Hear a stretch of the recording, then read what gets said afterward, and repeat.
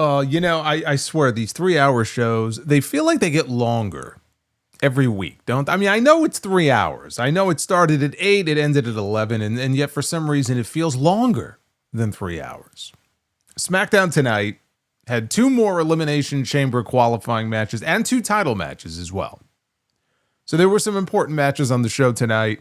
But the Elimination Chamber qualifying matches, they saw Cody Rhodes and Alexa Bliss advance to the chamber, their respective chamber matches. Drew McIntyre had a plan tonight, and his plan was to ensure that Sami Zayn won the Elimination Chamber qualifier because Sami Zayn can't win a fucking match against Drew McIntyre. This guy's like 0 for 12. So, of course, he wanted to see Sami win. He came out. He tried to help Sami win. It did not work. Drew McIntyre's plan backfired on him. And so Cody Rhodes, which should have been the most predictable outcome of that match, they stuck to their guns. Cody is going to the Elimination Chamber, where he will very likely win the Elimination Chamber and challenge Drew McIntyre for the WWE Championship. But Jacob Fatu was this close from winning that qualifying match were it not for a Claymore kick from Drew McIntyre. So I'm just saying, Jacob Fatu, even though I know it was no disqualification, anything goes, triple threat match, but you can argue, if you're Jacob Fatu, that you were screwed out of a win here on this show tonight. There is still hope that Jacob could be worked into that match, and we could end up getting a triple threat match at WrestleMania. I don't know if that's the way it's going to work. I don't even know that Triple H has made his mind up yet that he wants it to work that way, because evidently plans are changing by the week for WrestleMania. The one thing I will tell you, though, and I understand that we're still about 2 months or so out from WrestleMania, but we are on the road to WrestleMania. And outside of that one segment that we had a couple weeks ago between CM Punk and Roman Reigns on Monday Night Raw, this does not feel like WrestleMania. They got a lot of work to do if they want to get me and a lot of other people excited about this show coming up in April. They have a lot of work to do. And the pieces are there. You just got to figure out where to put them. It doesn't help when you have Obafemi show up on SmackDown again, and they are now teasing a second match between him and Kit Wilson on the show next week. You've got Obafemi on the main roster. He is feuding with Kit Wilson. What are we doing here? I don't know, but Cody Rhodes is going to the Elimination Chamber. Alexa Bliss is going to the Elimination Chamber. Jade Cargill, 100 days as WWE Women's Champion. She finally had her first title defense. If you can believe it, we should have had a celebration here. If I would have known, I would have busted out the confetti. And as challengers go, Jordynne Grace, not a bad person to be in the ring with if you're working your first title defense. Of course, Jade Cargill is still the WWE Women's Champion. I don't know if too many people expected that to go any other way. The bigger question, I suppose, is exactly who is she going to be defending that title against at WrestleMania? That's another unanswered question because, unfortunately, it seems pretty clear that Bianca Belair is not going to be back in time. Not to wrestle anyway at WrestleMania. I mean, there's talk about her maybe having some other appearance or role on the show. I mean, many months ago, she was a special referee. That may be the closest we get to Bianca Belair at WrestleMania. So they're going to have to find somebody else for Jade to work with. And who that's going to be, if it's going to be a singles match. Again, everything just feels like it's up in the air right now. And there are a lot of questions out there. Now, the other championship that was defended tonight was also on the women's side. It was the women's tag team titles, Rhea Ripley and Io Sky. I was holding out hope that maybe, just maybe, they would drop those belts tonight. Not that I'm all that interested in seeing Nia Jax and Lash as champions. I'm not. But just to get the belts off of them and allow them to move on to something else. But not only did they not lose the tag team titles tonight, we got the most ridiculous, nonsensical bullshit finish to that women's tag team title match, where it just ended. Hell of a finish there. I mentioned Obafemi. Again, he's going to be wrestling Kit Wilson again next week. You know who was not on the show tonight? but who was there in the building and actually did wrestle, but he wrestled before SmackDown went on the air tonight? Powerhouse Hobbs. We saw him in the Royal Rumble. Royce Keys, he made his big debut over there in Riyadh. Got to eliminate Damian Priest, the former World Heavyweight Champion, then we didn't see him again after that. So I was kind of hoping that he would make an appearance on the show tonight. Not only did he not make an appearance, they had him wrestling Nathan Frazier on Main Event. He wrestled on Main Event before SmackDown even went on the air tonight. They haven't even been airing any sort of vignettes or video packages for him like they've been doing with Obafemi. We've got nothing. Why even put him in the Royal Rumble if this is how you were going to introduce him? Why is he wrestling on fucking Main Event? What is going on here? I don't know. He wasn't on the show tonight. As far as the rest of the show goes, it had its moments. Trick Williams, he continues to be featured on the show. That's encouraging. He had another promo segment tonight before his match with Rey Fenix that I thought was very good. And you just hear it when he's introduced and he comes out to the ring. You know, we talk about the horrible entrance music that so many of these wrestlers have. I mean, Jordynne Grace comes out to the ring tonight. I feel so bad for her. What the fuck? I mean, really. Zelina Vega's music was so bad, she had to abandon it, and now she's using her husband's music. But Trick Williams is one of the luckier ones because he comes out, he's actually got a pretty badass theme. And between the theme song and his promo work, like, the fans are getting behind this guy, even though he's supposed to be a heel. The fans are getting behind him in a major way. So I feel like he's progressing at a good clip here. But again, beyond that, I look at this show tonight, and again, it was a slog to sit through most of it. It got better in the final hour in terms of some of the matches that they had, but I'm just sitting here and I'm like, I mean, again, WrestleMania is 2 months away. Where's the excitement? That's what's missing from this show. I'm still waiting for it to kick in. It's good that they have these Elimination Chamber qualifiers. Again, it's good to have matches that have meaning and purpose on these shows. But the excitement just isn't there. Yeah, I've talked about the spark. Someone has to light the fuse. It hasn't been lit. You know, that person you saw floating in the water there in the intro, that was me watching this show tonight. Talk about this Friday the 13th, very scary episode of SmackDown, which aired on Sci-Fi tonight. I didn't have to worry about that because I was watching it on Netflix, my trusty VPN. Oh, and I forgot to mention that Dominic Mysterio and Liv Morgan were on the show tonight eating chicken nuggets during the women's title match. Friday night SmackDown, Monday Night Raw. Doesn't really matter, I guess. Hit that like button, hit that subscribe button. We're going to talk about this SmackDown show here tonight as we try to conjure up some excitement for WrestleMania season here, as hard as it is to do, but we're going to try. So go ahead and do all of that. Super chats are open. I'll be reading all of your messages, as I usually do here on these streams. And we also, of course, oh no. Oh, there he is. Thanks, guys.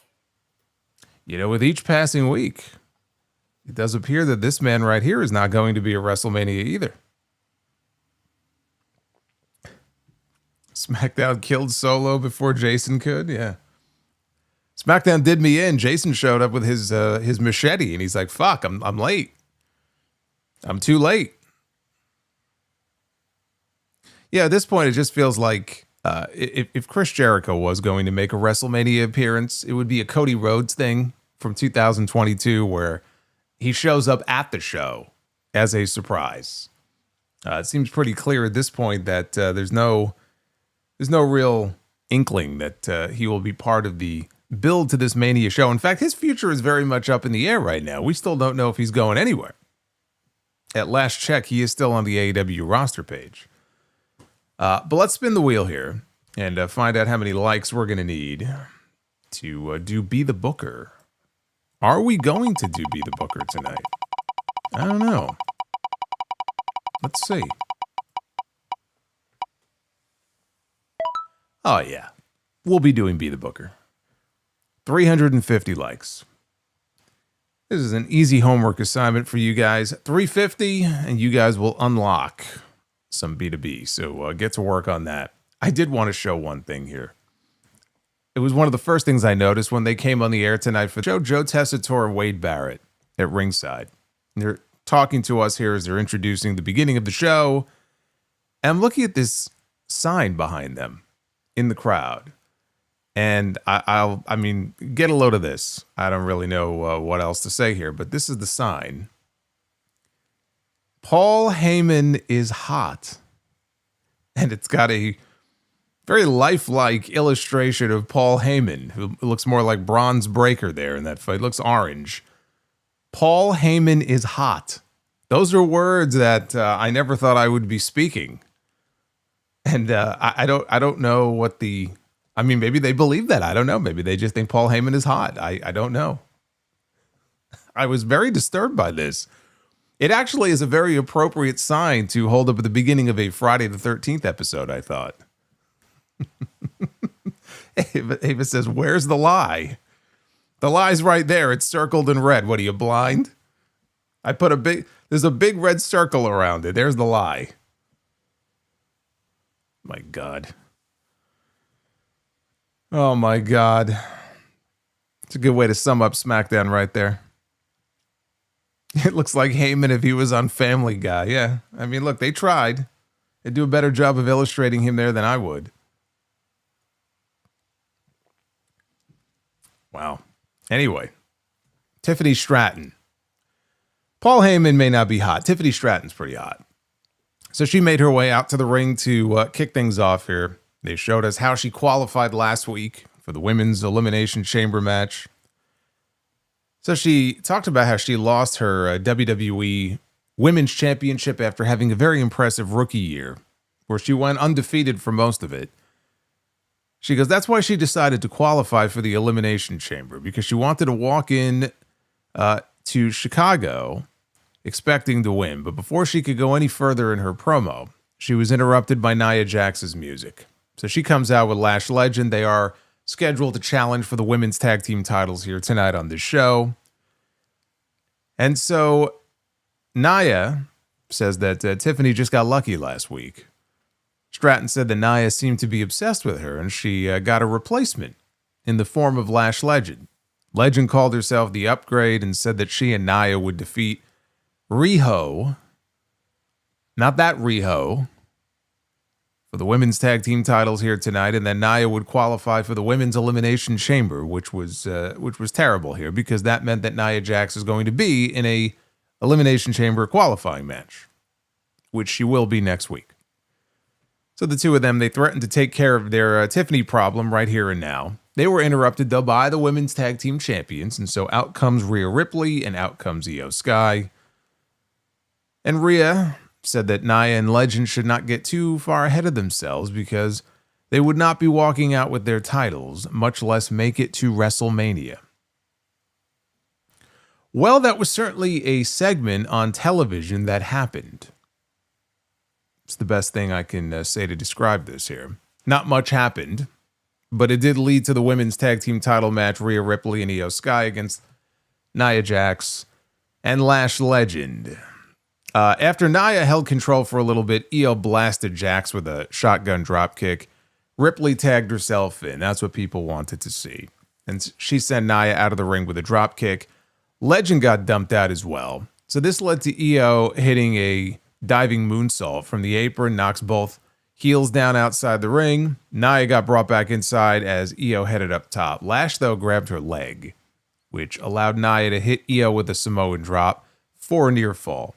So Legend and Jax, they tried to work over Io in the corner.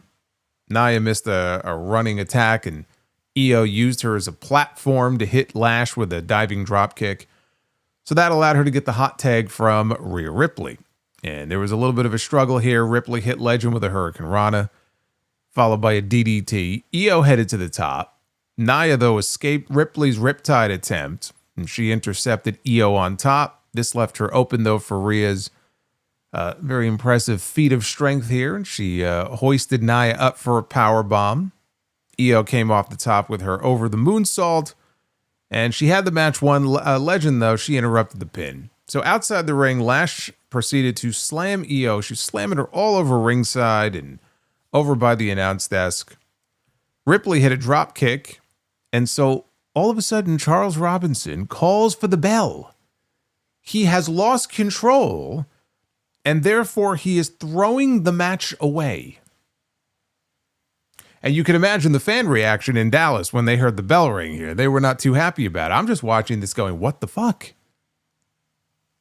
I mean, we've seen some wild, chaotic, out of control fighting and brawls during matches where the referee just has no choice but to throw the match away. That's not what this was.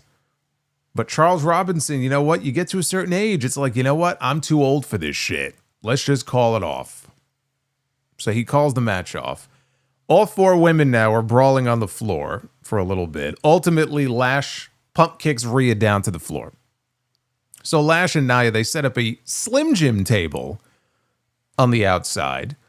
Rhea is placed on top of this table, and Nia is on the apron, and she begins scaling the ropes. And I'm looking at this, and I'm like, there ain't no way she's doing anything because the table is too far away. There's this huge gap between the edge of the ring and where the table is positioned. Nia Jax ain't no Logan Paul, okay? She's not going to go flying through that table. No way, no how. So she's teasing, though, that she's going to scale the ropes. And, of course, Rhea Ripley, she fights her way off the table. Io comes in with a suicide crossbody through the ropes, and she ends up spearing Nia off the apron. Now, the idea was that she would spear her through the table, which ultimately is what happened, kind of, because what happened is she hit the edge of the table, but the table still broke, and it broke perfectly right down the middle. And this is not the first time that I have seen this with these Slim Jim tables, where you don't even necessarily need to hit it with too much force, but it will break perfectly right down the middle. It's like they used to sell those toys as part of these play sets that they would sell with the table that would break, and it would break perfectly right down the middle. That's how these tables are now. Clearly, there's a new upgrade in the design when it comes to these tables. So it broke, and they're laying there on the floor. Meanwhile, Lash tackled Rhea through the timekeeper's barricade, which is just such an overdone spot.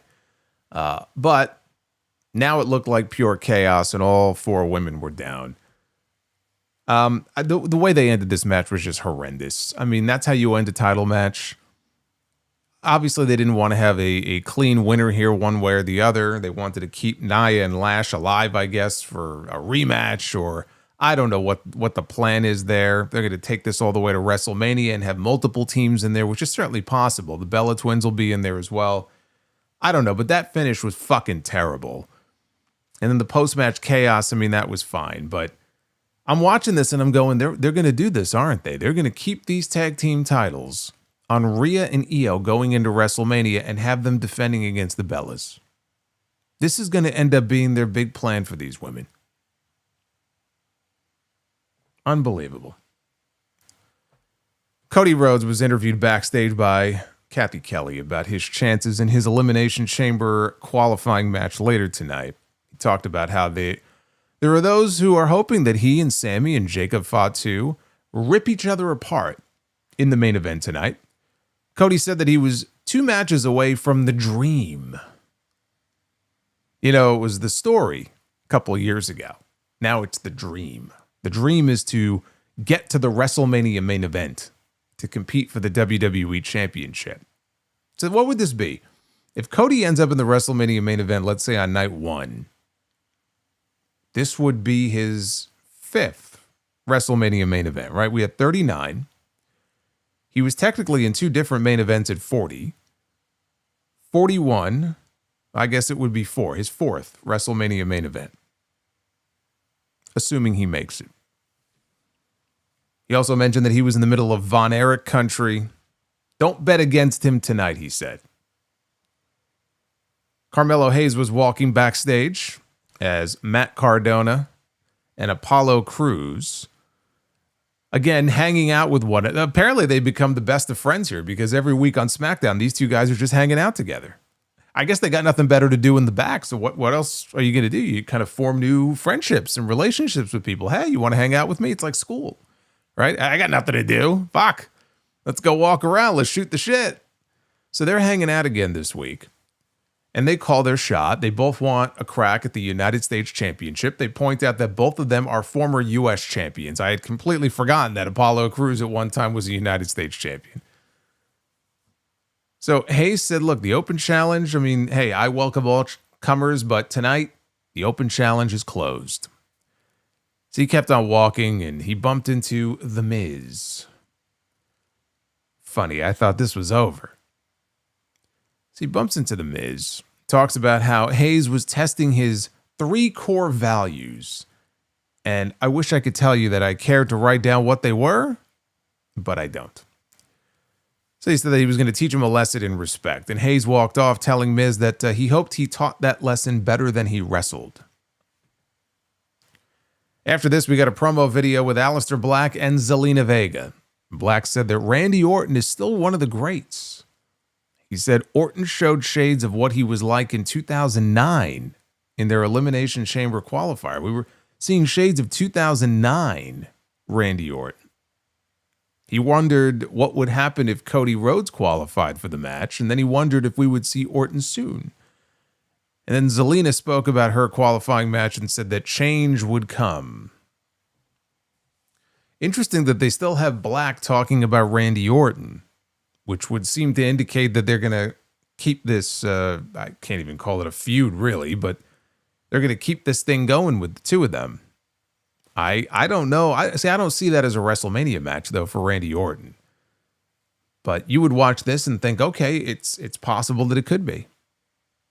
So that's obviously going to be something to watch now if he gets involved in Orton's business.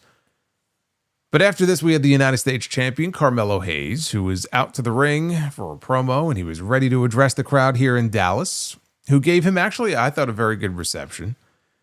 Hayes said that for the last 48 days, which is kind of funny since he has the first 48. For the last 48 days, he's been the U.S. champion. He chose to honor the title in the same way that the men before him did. And he talked about how his matches were all bangers and he earned the opportunity to be at WrestleMania. And he said that he was going to shoot his shot for the main event. Well, look, I mean, it's always nice to have goals. But yeah, Carmelo Hayes in the WrestleMania main event, I don't know, maybe in 2031, 2026, that ain't going to happen. But he declared himself for an Elimination Chamber qualifier next week. Before that, though, there's someone in the back he made a promise to, and he owed it to him. And that man was Ilya Dragunov. So come on out here, and we're going to have ourselves a United States Championship match. And I'm like, yes. Now, this is what I would like to see here on this show. So out comes the Mad Dragon. I'm all pumped up and ready for this match. And then they blue-balled me, because then we hear the MFT's music.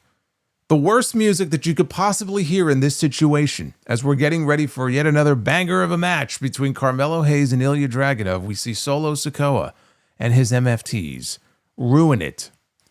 And they walk out. Solo says that if there's going to be any U.S. title matches, it's not going to involve Ilya Dragunov. It's going to start with him. So Dragunov mocked Solo, and after the MFTs abandoned him last week, that's what he was referring to. He was mocking him. Hayes said that maybe I should leave Dallas tonight with 2 titles. Basically saying that he and Dragunov should go after the tag team titles. I don't know. I was caught off guard, I guess, by how Ilya Dragunov just sort of dismissed this whole U.S. championship match without really even thinking about it. He seemed to be okay with teaming up with Carmelo Hayes. He was literally about to wrestle for the title. He's been telling Carmelo every week, you owe me, you owe me, you owe me. I want my rematch. And he was about to get it. And these fools come out to the ring. And he's like, it looks like we're going to have a tag team match. I'm like, okay, you fucking idiot. You're about to have a championship match. What are you so happy about?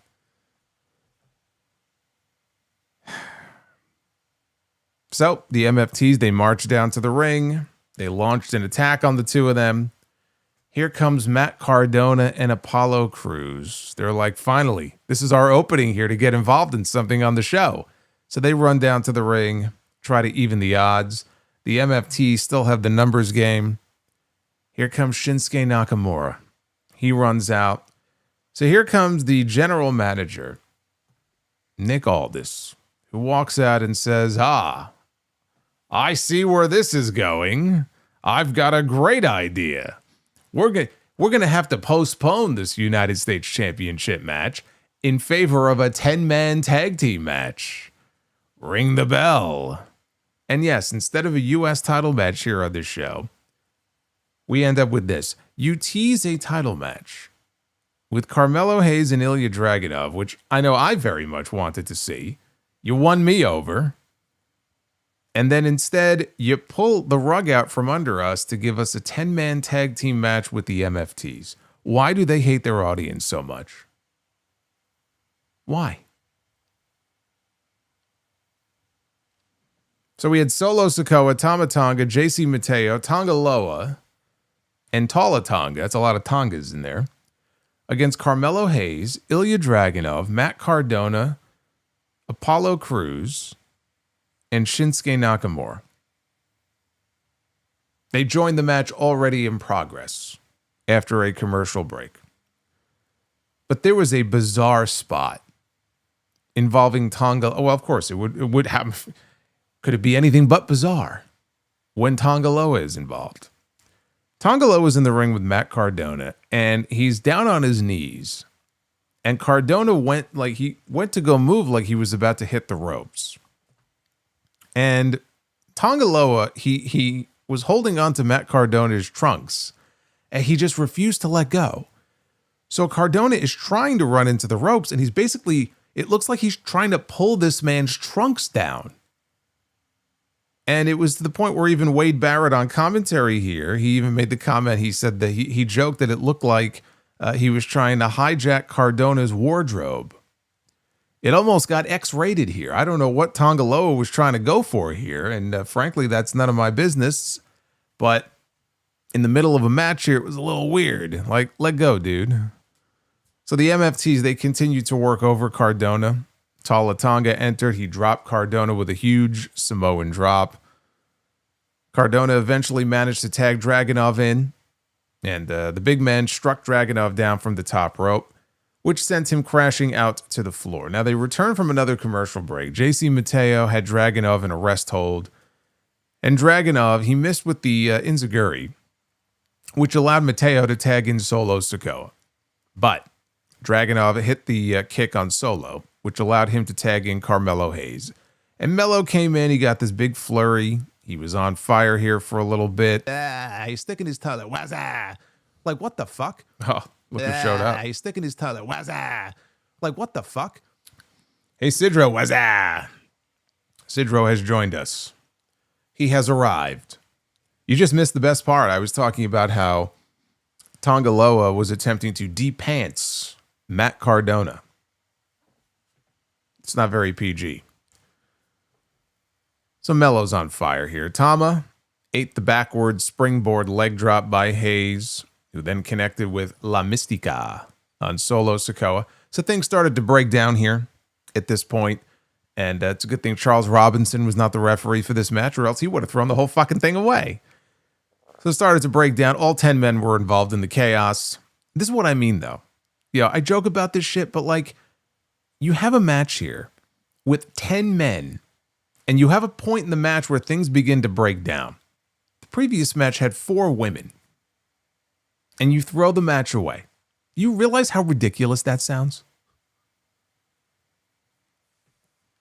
So Tala Tonga was left as the last man standing in the ring. Hayes and Dragunov attempted to team up on him, and the two of them got dropped by a double choke slam. Crews and Cardona, they tried also. They almost found themselves the victim of a choke slam as well, until Nakamura got involved. And eventually the three of them managed to put the big guy down with a whole flurry of dives.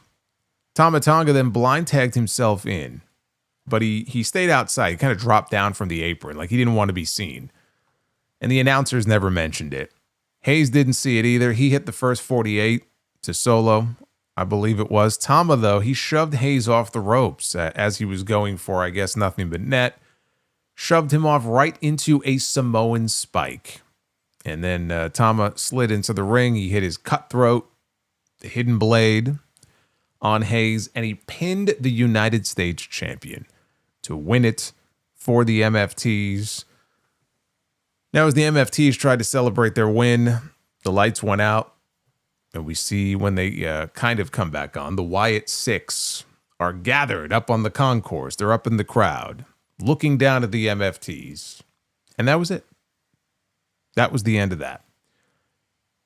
Look, the match itself, it was solid enough. There was nothing wrong with the match itself, outside of whatever the fuck Tongaloa was trying to do.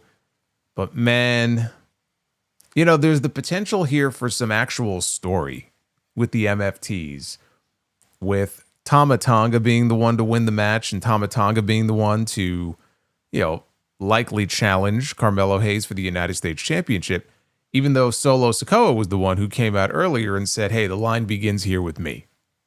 But it was Tama who won the match. And Tama's also been teasing that he was going to be coming after this title. So I don't know if they are planning to go in this direction. I would hope so, just for the sake of having some kind of story here involving these guys, where maybe these are kind of the first cracks within the MFTs. If Tama Tonga is going to be challenging for the U.S. title, but Solo Sikoa wanted to be the one, right, challenging for the U.S. title. I don't know if that's going to become a thing or not. I really don't want the MFTs to be bringing all the gold into their group. They have the tag team titles. No one gives a shit about the tag team titles because there's no tag team division. Nobody cares. Nobody cares. There was a point in time where the SmackDown tag team division, a lot of people cared. Nobody cares because WWE doesn't care enough to put any effort into tag team wrestling on these shows when it comes to Raw or when it comes to SmackDown, outside of what they've been doing with the women's tag team titles. It's like in the last 6 months, all of a sudden they remembered, holy shit, we have women's tag team belts. We should probably do something with them. But at the expense of all the other tag team belts that they have in this company. So it's hard to care about what the MFTs are doing, and the Wyatts want the belts back. Fraxium is in the back every week, hanging out with the Motor City Machine Guns. They seem more interested in what's going on in the life of Johnny Gargano than they do challenging for the tag team titles. Street Profits are working NXT house shows. I don't know what the fuck is going on. But I know one thing, I don't need all of this gold in the MFT's vortex, so I certainly don't want to see the US title anywhere near the MFTs. Now we go to the back. Alexa Bliss is warming up, and here comes Charlotte Flair. She's apologizing for the Royal Rumble because she inadvertently helped eliminate Alexa Bliss. And Alexa said, look, it was Nia Jax's fault. Charlotte says, Nia ruins everything. I don't disagree. Charlotte has come bearing gifts, though, for Alexa, and she presents her with a bouquet of black roses, which is interesting. And she asks her to be her galentine. The writing on this show is horrendous, by the way. That's what she did. Will you be my galentine? No. Elsewhere, Nick is in his office with Damian Priest and R-Truth, and he informs Damian Priest that he will be in an Elimination Chamber qualifying match on the show next week against Trick Williams and Carmelo Hayes. And I'm listening to this and I'm like, Trick and Mello in the same match. If ever there was a starting point for a WrestleMania match, there it is. It begins, or it should begin, on the show next week, because that should be the WrestleMania match right there for the United States Championship. Mello was out there earlier saying, I'm going to shoot my shot. I'm going to try to get in the main event of WrestleMania. And he's not going to sniff the main event of WrestleMania, but he absolutely should have a match on that show. Not on the Friday before WrestleMania, but on WrestleMania itself. You got 2 nights of WrestleMania. You've been having U.S. title open challenges now for months. It's been the highlight of this show. There's no reason you should not have a match for that title on the WrestleMania card. There's your match. And they could plant that first seed for it as far as, something between the two of them next week on the show. Kit Wilson storms into the room to complain about Nick Aldis putting him in the ring last week with Obafemi. He's got a book. I thought it was a purse that he had. It looked like he had the strap, and I thought it was a fucking purse. But I guess it was a book. And he's got this book with him, and there's a poem in there. And he reads this poem, and it was like Raw is red and SmackDown is blue, and I don't remember the rest of it, but it's a very basic poem. But at the end, he declares him as being toxic.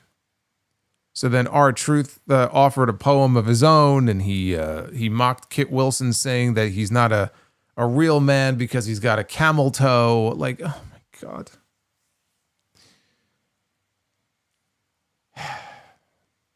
And so Wilson stormed off in disgust. We had a women's Elimination Chamber qualifying match. Alexa Bliss, who had Charlotte Flair in her corner, her galantine, against Giulia, who had Kiana James in her corner, against Zelina Vega. Zelina has new music. Now, this is better than her previous music, which would get absolutely no reaction every single time she would come out to the ring. Like, nobody would react. So if anybody needed new music, she's certainly on the list of people who could use new entrance music. But what they did here was the laziest thing that you can do. I mean, they gave her a good theme, but they gave her husband's theme. So now she just comes out to Aleister Black's theme song. You know what? I'll take it. I am the learning tree. I'll take it. Thanks, guys. Over what she had before, it's an improvement, but I found this very funny. And I laughed when I said, oh, okay, this is the new music that they gave her.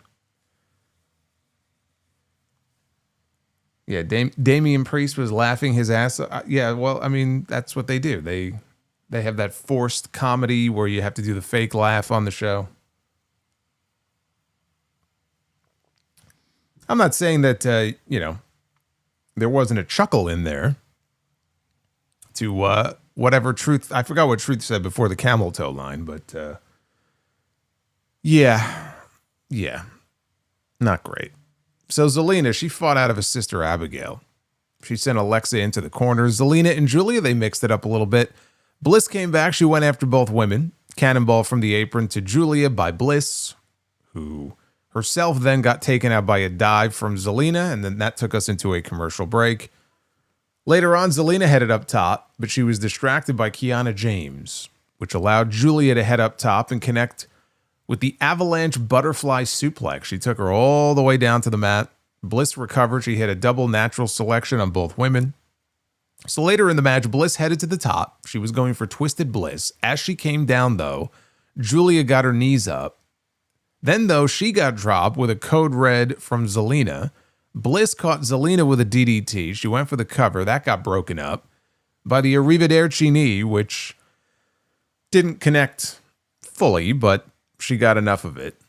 Giulia hit the Northern Lights bomb on Bliss, and then her cover got broken up by Zelina. Kiana James got up on the apron, got taken out by Zelina, who then took out Giulia, took her out of the ring. As Zelina tried for the running dive, because she was going to dive out to the floor. As she was attempting this, Alexa Bliss stopped her and said, I don't think so. And she caught her in position for the Sister Abigail DDT, and Alexa Bliss qualifies for the Elimination Chamber match. Hardly a surprise. I mean, I said it last week during the review. I mean, once you saw the lineup for this match, it was pretty clear who was moving on to the Chamber. This was the best thing so far. You know, Zelina, we know what her ceiling is. She's basically there right now in this company. Giulia is someone who it's killed me to watch her for months now go out there. Most of her matches, you know, unless she's in there with Rhea Ripley and Io Sky, to get no reaction. This was a little bit better, you know, especially after she hit that the avalanche butterfly suplex. You know, she's starting to kind of gain a little bit more momentum. She's still not where I would hope for her to be, but it feels like maybe she's, you know, taking baby steps to get there. But Bliss, again, this was the obvious outcome here for this match. And if Charlotte Flair ends up in the Elimination Chamber, then you have the obvious teases of tension between the two of them. You know, Charlotte was still coming up to her on the show tonight to apologize. What happened, you know, for what happened in the Royal Rumble. So, you know, there's going to be more fallout from that. It would seem that Charlotte Flair would end up in a spot in the Elimination Chamber. Unless the idea is that Alexa Bliss is going to sort of inadvertently cost Charlotte her qualifying match next week, because Charlotte is going to be in a qualifying match with Nia Jax and Kiana James. Now, I don't see Kiana James in the Elimination Chamber. I mean, it's not impossible to conceive. I think it's very unlikely. And I have no interest in seeing Nia Jax in the Elimination Chamber. She does not need to be in there. That leaves Charlotte Flair. It makes the most sense for Charlotte to be the one to advance. And so right now we have Tiffany Stratton is in. Rhea Ripley is in, right? She qualified on Monday night. And Alexa Bliss is in. That leaves 3 spots open in the Women's Chamber match. I have to imagine that Charlotte Flair is going to end up in there. There's a match coming up on Monday where Asuka is my pick to win. So let's say Charlotte, Asuka, Io. Because if Rhea's in there, why wouldn't Io be in there? And so I think those are your 6 women in the Women's Chamber match. And that has the potential to actually be a very good chamber match. I thought the Elimination Chamber match last year with the women was the best one they've done so far. Since they started doing the Women's Chamber matches. Last year, to me, that's number 1.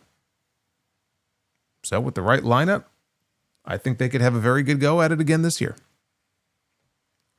Now in the back, Tiffany Stratton was walking and she found Jordynne Grace.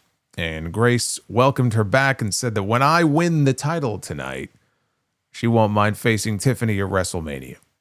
So then off she went. Chelsea Green and her broken foot got wheeled into frame by Alba Fire. Chelsea complained about losing to Tiffany. She had her foot in a walking boot. And she complained about losing to Tiffany. Look at what you did. My foot is all mangled now because of you. And Alba, she wanted apology and compensation for what she did to Chelsea. Tiffany says that all Chelsea needed to do was step up and ask for an apology, but it looks like she can't do that right now. So originally, the belief was that her ankle, it was just a really bad bruise. And it sounds like her ankle may be broken, or at least there may be some sort of crack or something. I think that was mentioned in the Observer, that there might actually be a break. How serious it is, or if she needs surgery, that I don't know. But that makes things a little bit more serious and means that Chelsea ain't going to be back as quickly as maybe people originally thought. So that sucks. But she was there, and so you could still use her on TV and wheel her around, right? Stokely Hathaway is still being wheeled around in a fucking wheelchair on Dynamite every week. You can wheel around Chelsea Green.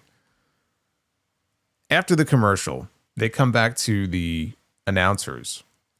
And Joe Tessitore is talking, and he's attempting to sell the product right now as being unpredictable. WWE is very unpredictable right now. And look, I mean, what the fuck is he going to say? He's doing his job, right? It's a completely ridiculous statement to make. Or is it? I don't know. I mean, look, the WrestleMania plans apparently are changing by the week. Doesn't get any more unpredictable than that. But the idea that WWE is some kind of unpredictable product is very laughable right now.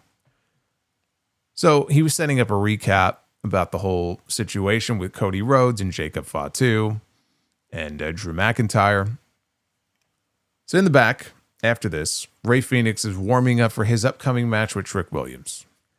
Sami Zayn approaches him, says, look, I want you to go teach Trick Williams a lesson tonight. Fenix says he will. Sami says, look, I want to just thank you for the words, kind words last week, because Sami was all downtrodden. Remember, Fenix came up to him and tried to give him a little pep talk, and you're a big inspiration to me, and just keep your head up, right? So he wanted to thank him for that because he didn't say it last week. He was all messed up, but it meant a lot to him. So Fenix says, Sami is going to win tonight. And as this promo was going on, we hear Trick's music hit in the background. So we go out to the ring, and here comes Trick Williams. As soon as they hit his music, it got a big pop, and the entire building in Dallas is chanting, whoop that Trick. Like they are fully singing along with Trick's music, and he comes down to the ring. And again, I say it all the time when he comes out on this show. Ever since they called him up, dude's a star.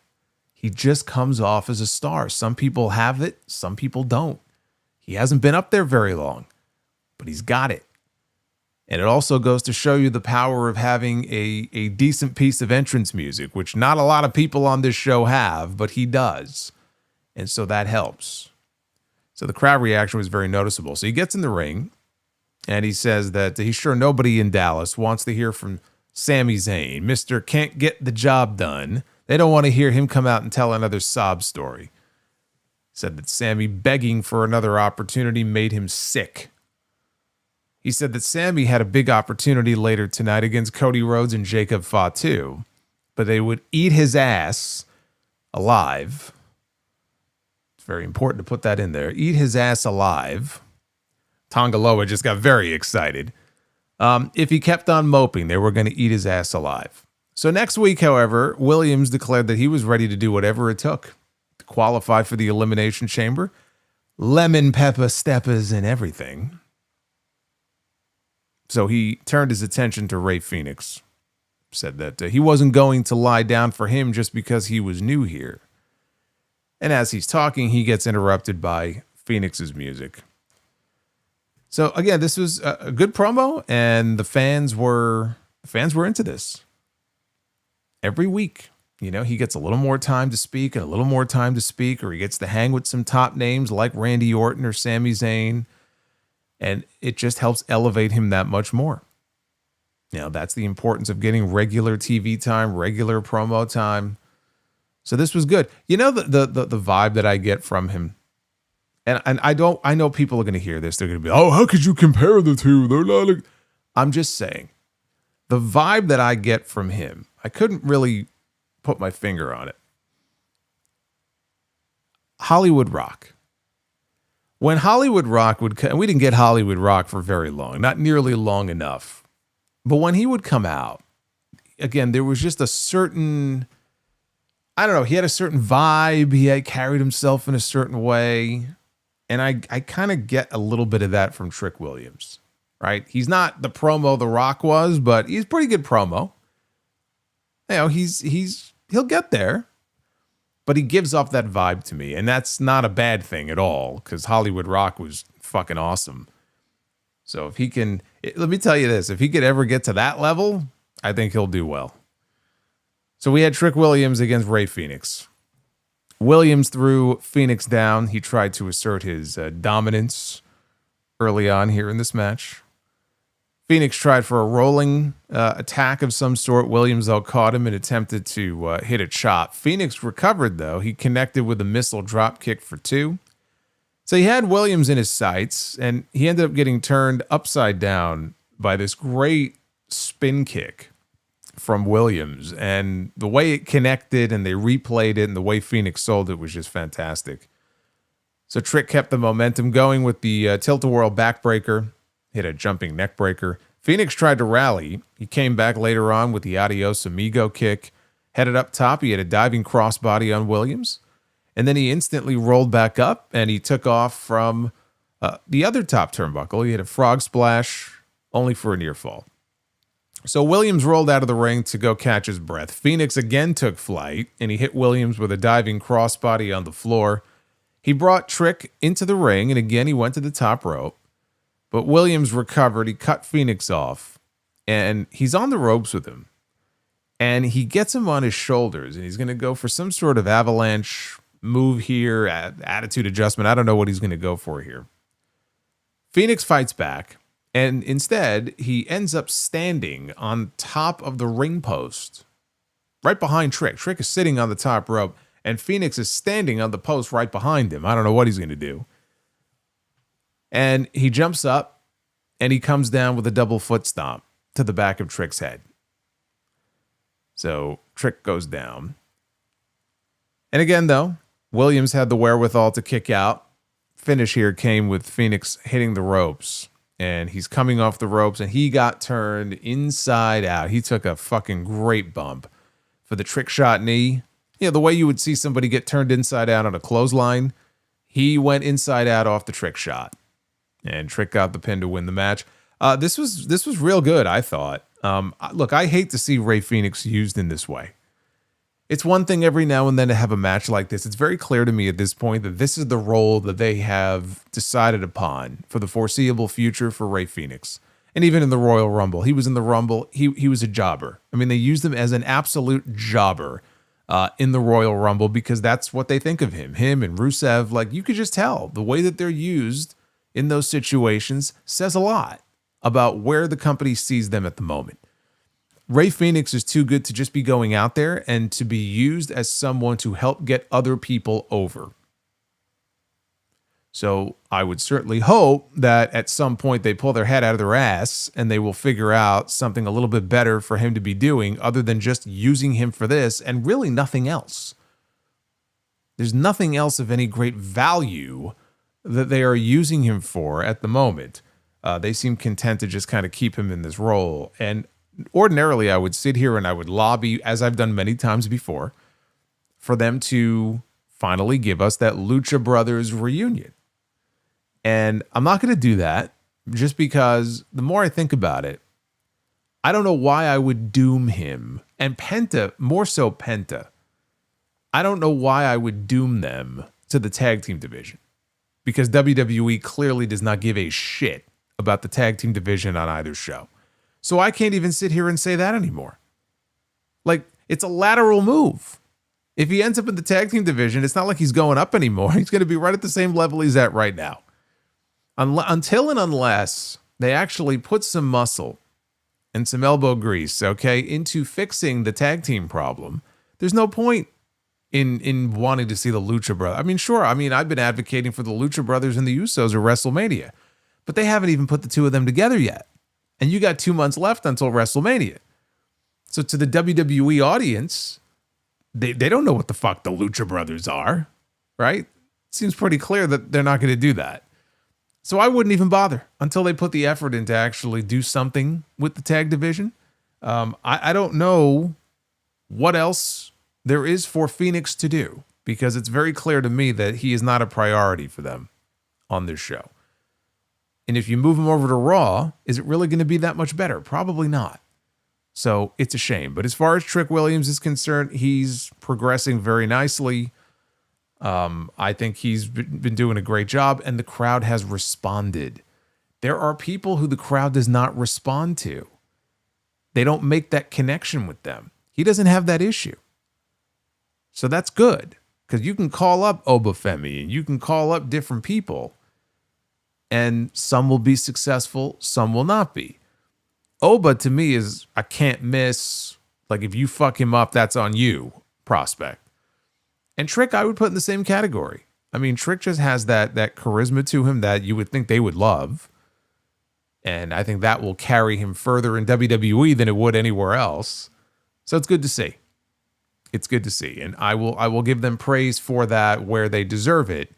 Just keep using him in this way. And again, I like the idea of him getting that U.S. title in the next few months. And then giving him a run with it. Now, Io Sky and Rhea Ripley, they were in the back, licking their wounds after the opening title match. Giulia showed up with Kiana James, and Giulia was having a meltdown. She was very angry about what happened, losing in her chamber qualifier earlier. Io took a good look at Giulia, and she actually teased going after the women's U.S. title. She said, I pinned her last week. Maybe I'll pin her again and take the United States Championship. So an angry Giulia stormed off when Jade Cargill walked up with her women's title over her shoulder. We had a little stare down here between Jade and Rhea, and then Jade kept on walking because up next was her title match, her first defense. She won the championship on Saturday night's main event on November 1st. And tonight was the first time she put that title on the line. She did so against a woman who has not been on the main roster for very long. That is Jordynne Grace, who is yet another victim of terrible music that will do absolutely nothing to help her. Theme music should not be the thing that gets you over, but theme music can be very helpful in terms of helping you get over. And she is still very new on the roster. What is that little soundbite at the beginning? I will win, or I must win. Everyone's got to have a little catchphrase at the beginning of their theme music. And then it goes into this like generic rock. It's fucking awful. So before we could get the official introductions here for this match. Liv Morgan. Oh, there it is. Thank you. It's not over until I win.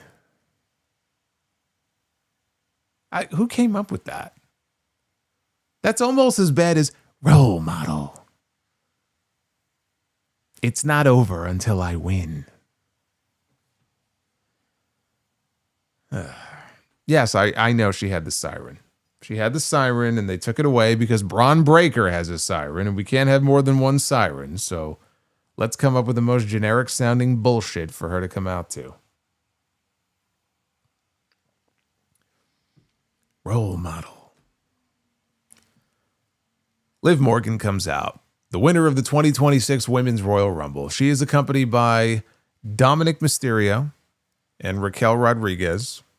Morgan said that they were going to have a closer look at this match. Attention to the sicko in row 4. Look, I know you're excited to be at Dynamite tonight. It's your first show, but you can't be pulling that thing out.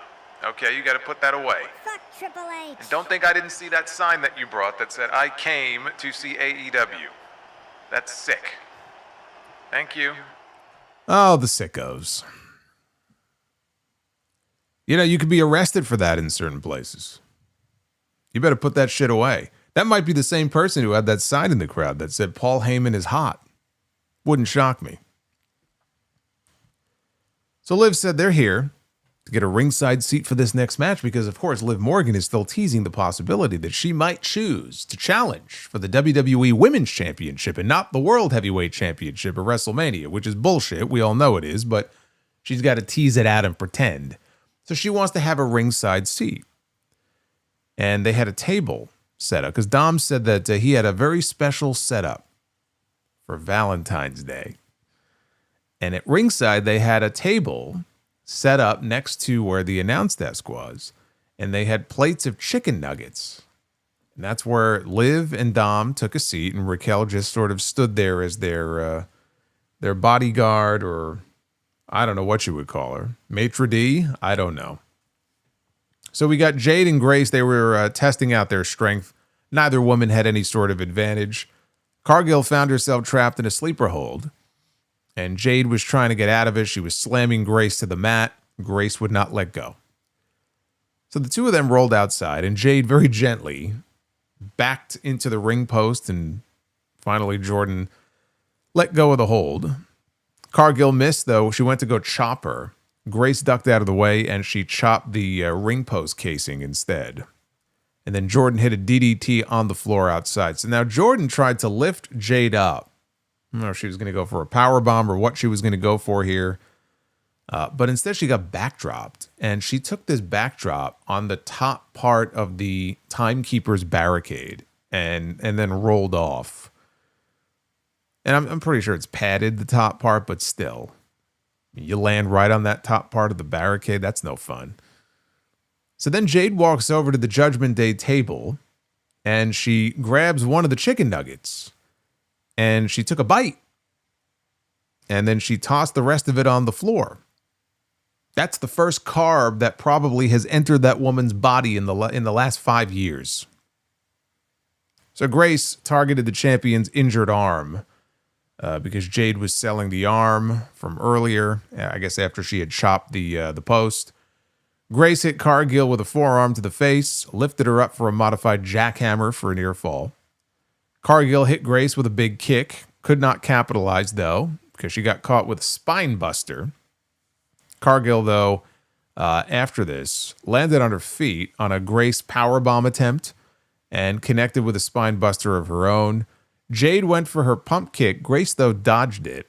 And then she hit a standing power slam on Jade. Only got a near fall. Both women got to their feet. They traded strikes. Grace tried for beast mode. But she was countered and got blasted with the pump kick. And then Cargill put the finishing touches on her by hitting Jaded. We were told with one arm. I mean, she got her up with two arms. But then she let go with the one arm and dropped her face first. And she pinned her. Look, there are some people, I think there was someone in the chat even after it happened who said, oh, that's it. And it's like, she hit her finish and she won. We don't get enough of that in wrestling. I think we're all so conditioned now to seeing matches where everybody kicks out of every fucking finisher 15 times that when somebody actually hits what should be their finishing move and somebody doesn't kick out, people are like, what? That's it? Yeah, that's it. That's what a fucking finishing move is supposed to be. Sorry. So, yes, Jade retains the championship. So her first defense is a successful one. And not a bad match either. Jordynne was a good opponent for her to work with. I had no illusions about her winning the title here, so the finish was no surprise. I mean, it was her first title defense. Did you honestly expect her to lose the title in her first defense? Like I said the same thing about Drew McIntyre at the Royal Rumble. That was his first title defense. Did anybody really expect... I know they were in Saudi, but did anybody really expect Sami to win the championship in Drew's first title defense after he had just won the belt? You know, I mean, come on, use your brain. It is ridiculous, of course, that it took 100 days for us to get to this point where she defended the title. But after she was still selling the bad arm, Jade goes outside and she walks over to Liv Morgan, who was sitting at that table with Dom. And she said that if you pick me for WrestleMania, that is going to be your ass. And she walked off. Spoiler, I have a spoiler alert for everybody. I'm going to say it loud for all the people in the back, too. Liv Morgan will not be challenging for the WWE Championship at WrestleMania. Thank you. She will be wrestling Stephanie Vicaire, but they have to keep up this facade, this illusion that she might actually challenge Jade for the title. That's not a match I think that anybody really cares to see anyway, nor is there any real story behind it. So yes, that is not a match that we will be seeing. Now the question then turns to, who will Jade be defending her title against at WrestleMania? Because unless there's some big surprise where, you know, she gets into the chamber at the last minute, somebody gets knocked out of it or something, you know, look, Bianca Belair is clearly not going to be back in time to wrestle for the title at WrestleMania. It's just not going to happen. So then who does Jade defend her championship against? Now they had a little tease in that backstage segment earlier in the show with Rhea Ripley. Rhea Ripley is in the chamber. So if Liv picks Stephanie and Rhea wins the chamber, Rhea could very well be challenging Jade at WrestleMania. Now that doesn't seem likely because I think whatever Rhea's doing, it'll involve Io. But it's possible. But if not Bianca, the name that makes the most sense and the likeliest opponent for her at WrestleMania is going to be Charlotte Flair. It's a match they've teased a couple of times before in the past.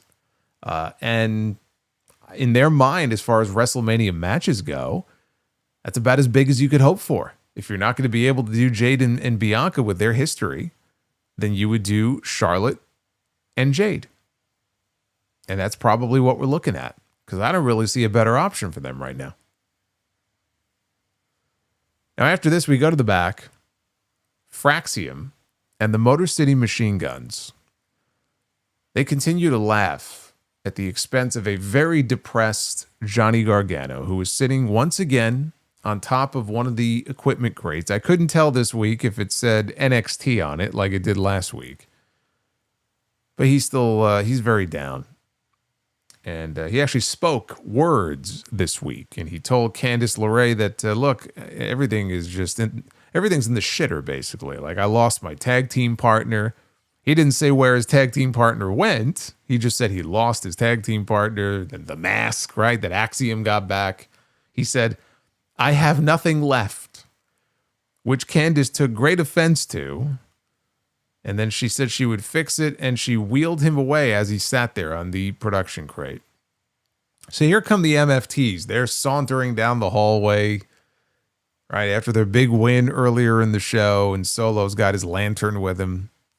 And they look over at Fraxium and the machine guns, and he taunts them and says, look, if you want to get a shot at the tag team titles, you got to get your asses in line. So as Solo is leading his group down the hallway, they come upon their locker room, and on the door is an illustrated photo, piece of paper, with an illustration of Solo Sikoa in the form of the lantern. So if you remember The Fiend, for example, when The Fiend first debuted, he had that badass looking lamp or lantern. with the open, gaping mouth. That was the illustration here, except here it was Solo Sikoa. And Solo did not like this very much, and he ripped it off the door. It's good to see Dexter Lumis putting his drawing skills to work. He's actually a very talented artist. I'm sure he's the one who drew that. I also can't believe that we are still keeping up with this Wyatt's. I mean, I guess it was to be expected because Solo still has the lantern, but we are continuing with this shit. Johnny Gargano is now the only one depressed here. I may have to join him on that crate next week. Now, Nick Aldis was in his office and he was chatting with Oba Femi. At least he wasn't chatting with R-Truth about his balls. At least we've moved on from that. But he's chatting with Oba Femi and he's trying to sign him. He's ready to sign him to a SmackDown contract. And Kit Wilson angrily storms into the room, not realizing that Oba was in the room. And Aldis, he sees that Kit has his book.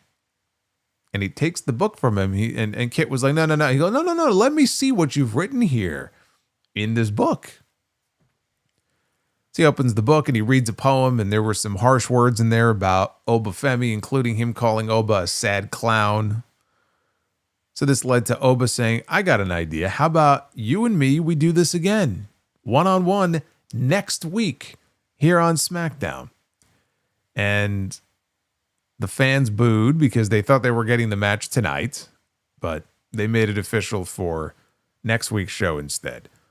I don't know, guys. You know, I'm talking about this road to WrestleMania. Brock Lesnar is coming back. Brock Lesnar is scheduled for not this coming Monday, but the following Monday, which is the final Raw before the Elimination Chamber. That's going to be in Atlanta, Georgia, and Brock Lesnar is going to be on that show. Now, I still have hope that they're going to do the right thing, and they're going to do Brock Lesnar and Oba Femi at WrestleMania. Plus, Oba's been rumored to end up on the Raw roster. So if Brock is showing up on Raw, it gives me hope. But I'm looking at this and I'm going, boy, you know, if Oba Femi is going to be the one to be wrestling Brock Lesnar at WrestleMania, it sure doesn't feel like it, does it? Oba Femi is about to be wrestling his second match next week against Kit fucking Wilson. And then he's going to go right into, what, a program with Brock Lesnar? I mean, he should, but what are we doing here? Like, this is going to be the second week now. Second time that Oba Femi is stepping into the ring with Kit Wilson. It doesn't feel like we're on the verge of a big Oba Femi Brock Lesnar match at WrestleMania.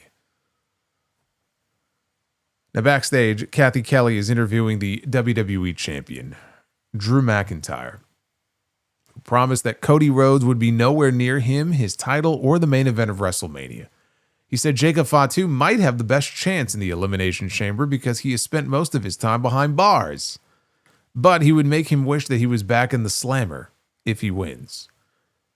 So Sami Zayn showed up before he could say anything nasty about Sami. And Sami says, oh, no, please continue. Don't stop on account of me.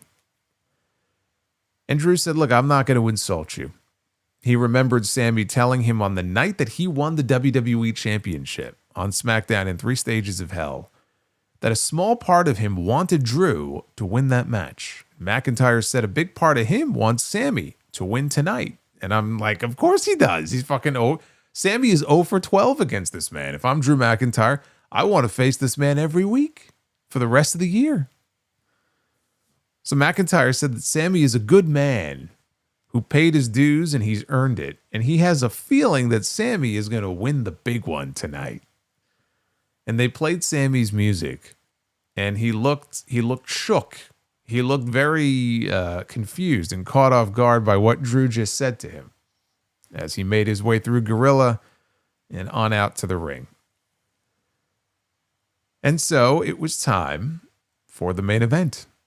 An Elimination Chamber triple threat qualifier, Cody Rhodes, Jacob Fatu, and Sami Zayn. Fatu. Now, I was excited about this match when it was first announced because we talk about predictability and unpredictability. And at first glance, you see all the names involved here, and you're like, well, all 3 of these guys realistically should be in the Elimination Chamber. Only one of them can advance. So this is kind of intriguing here, right? Cody would seem to be the favorite. That's why I picked Cody to win, but there was at least the possibility that Cody and Jacob could get fucked over by Drew, because remember, they were the ones attacking Drew last week. Every time he tried to speak, he got jumped by Cody, he got jumped by Fatu. I'm like, all right, well, maybe Drew pays him back this week.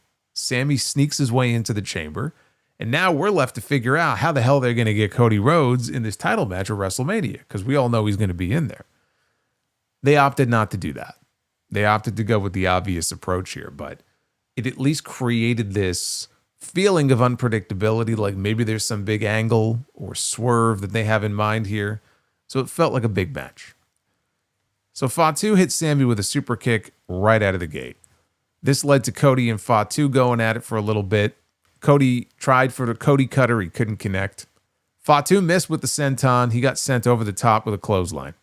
Sami gets into the ring. He hits Cody with some chops. He sends the former WWE champion out of the ring. And so Sami builds up a head of steam. He does a dive out over the top. He wipes out both men. And we go to a break. After the break, the crowd is starting to chant for tables. So Jacob goes to grab one from under the ring. Nick Wayne's mom has got it going on. She's all I want, and I've waited for so long. Nick Wayne, can't you see? Go away and leave me be. I hope she likes this song, cause I'm in love with Nick Wayne's mom. Nick Wayne's mom has got what a tune. Going on. What a tune. Nick Wayne's mom has gotta love this song. Oh, I love that song. We may not see her on TV anymore, but you could always find Nick Wayne's mom here on the stream. There you go. What did Ariel say the other day? What Ariel Helwani? He said, listen to the pipes on this guy. Listen to the pipes on that guy right there. Holy shit. Hey, Dried Chicken, thank you for the $28 super chat. Much appreciated. Again, I'm going to be getting all into your message. I'm going to be getting all up in your shit here in a little bit. We're going to be taking all your messages. And then probably doing Be the Booker, because actually, not only did we surpass the likes goal, we actually, I see, just hit the bonus goal. So we're actually going to do 2 rounds of Be the Booker. So we'll get to all that. But as I said, after the commercial break, people were chanting for tables. So Jacob Fatu, he goes under the table and he pulls out under the ring, and he pulls out a Slim Jim table. But then he just slides it back underneath, like a heel. Cody, on the other side of the ring, he starts pulling a Slim Jim table out from under the ring. So Jacob goes over, he cuts off Cody, and again, he slides the table under the ring. And the fans boo. So Sami was down in the ring. Fatu was climbing. Cody, though, cut him off, and he was going to try for a superplex. Jacob knocked him down, so now it was Sami's turn to go up after him. He tried for a superplex. Jacob was going nowhere. So he got headbutted down to the mat. Cody runs the ropes. So now he's on top. He's going to try again. To no avail. Jacob Fatu is not going anywhere. And this took forever. Like, they constantly were just taking turns here. Until finally they're like, why don't we work together? And together the two of them were able to bring Jacob down with the double superplex. So after this, it was Cody and it was Sami. We got the yay boo. They start slugging it out, and Cody charged into the corner. Sami catches him and hits an exploder into the turnbuckles. And so here comes the haluva kick. But Fatu cut him off with a super kick. And then there was a super kick for Cody as well. Sami put Fatu down. Then he tried for a blue thunder bomb to Cody, who blocked it. Cody went for the Cody cutter. Sami caught him coming off the ropes, and he did hit the blue thunder bomb, only for a near fall, though. So Fatu got Sami in the corner, and he's yelling at him, all gas, no brakes. So Jacob runs to the opposite corner, doesn't realize that Sami is following him in, and Sami goes for a haluva kick, but Jacob dodges it. So he doesn't hit the kick. Fatu got him down. Then he comes off the top with a splash, or at least what I think was supposed to be a splash, but the spot was that Sami caught him into a small package, only for 2. So they got back up. Here comes Cody. Cody cutter drops Sami. Fatu, though, dumps Cody out of the ring, and he goes up for the mighty moonsault. He's going to steal the pin. off of Cody Rhodes here. He hits the mighty moonsault. Jacob covers. He's got this match in the bag. And you're just waiting for something to happen here. I thought the referee was going to get dragged out of the ring or something. But they shot this in a way where you couldn't see that Drew McIntyre was at ringside. And he delivers a low Claymore kick to Jacob Fatu to break up what would have been the 3 count. So he takes Jacob outside and he sends him flying over the announce desk to the floor. But watch out. Here comes Cody Rhodes sailing through the ropes with a suicide dive. He takes out Drew McIntyre. But then Drew ends up reversing Cody into the ring post. Fatu now is back up. So Drew power bombs him through the reinforced announce desk. And then back in the ring, McIntyre is measuring him, and the Claymore kick connects on Cody Rhodes. And he goes over and he grabs Sami Zayn, and he drags Sami on top of Cody. And here comes the referee. And I bought into this near fall. I thought this was it. Referee comes over, he counts 1, he counts 2. Cody gets a shoulder up. And everybody cheers because I think they also thought the match was over, but nope, the match is going to continue. So now an angry McIntyre, who had already started to make his way to the back, he marches back to the ring. He starts just clubbing and pummeling Cody. Sami Zayn, though, comes in like an idiot, and he wipes out Drew with a haluva kick in the corner. And now with his back turned to Cody, Cody grabs Sami and he drops him with a crossroads and he pins him. And so Cody Rhodes is going to the Elimination Chamber. He has now officially qualified. They stuck with the obvious outcome here. The reality is this. Cody Rhodes is not going to WrestleMania to do anything other than be involved in the WWE Championship match. Like, there's nothing else he's going to be doing on the show this year that would not involve that title. So whether he won this match, whether he lost this match and had to find another way in, because he got 2 months of television here. You can make things interesting and shoot some kind of angle, make Cody struggle a little bit.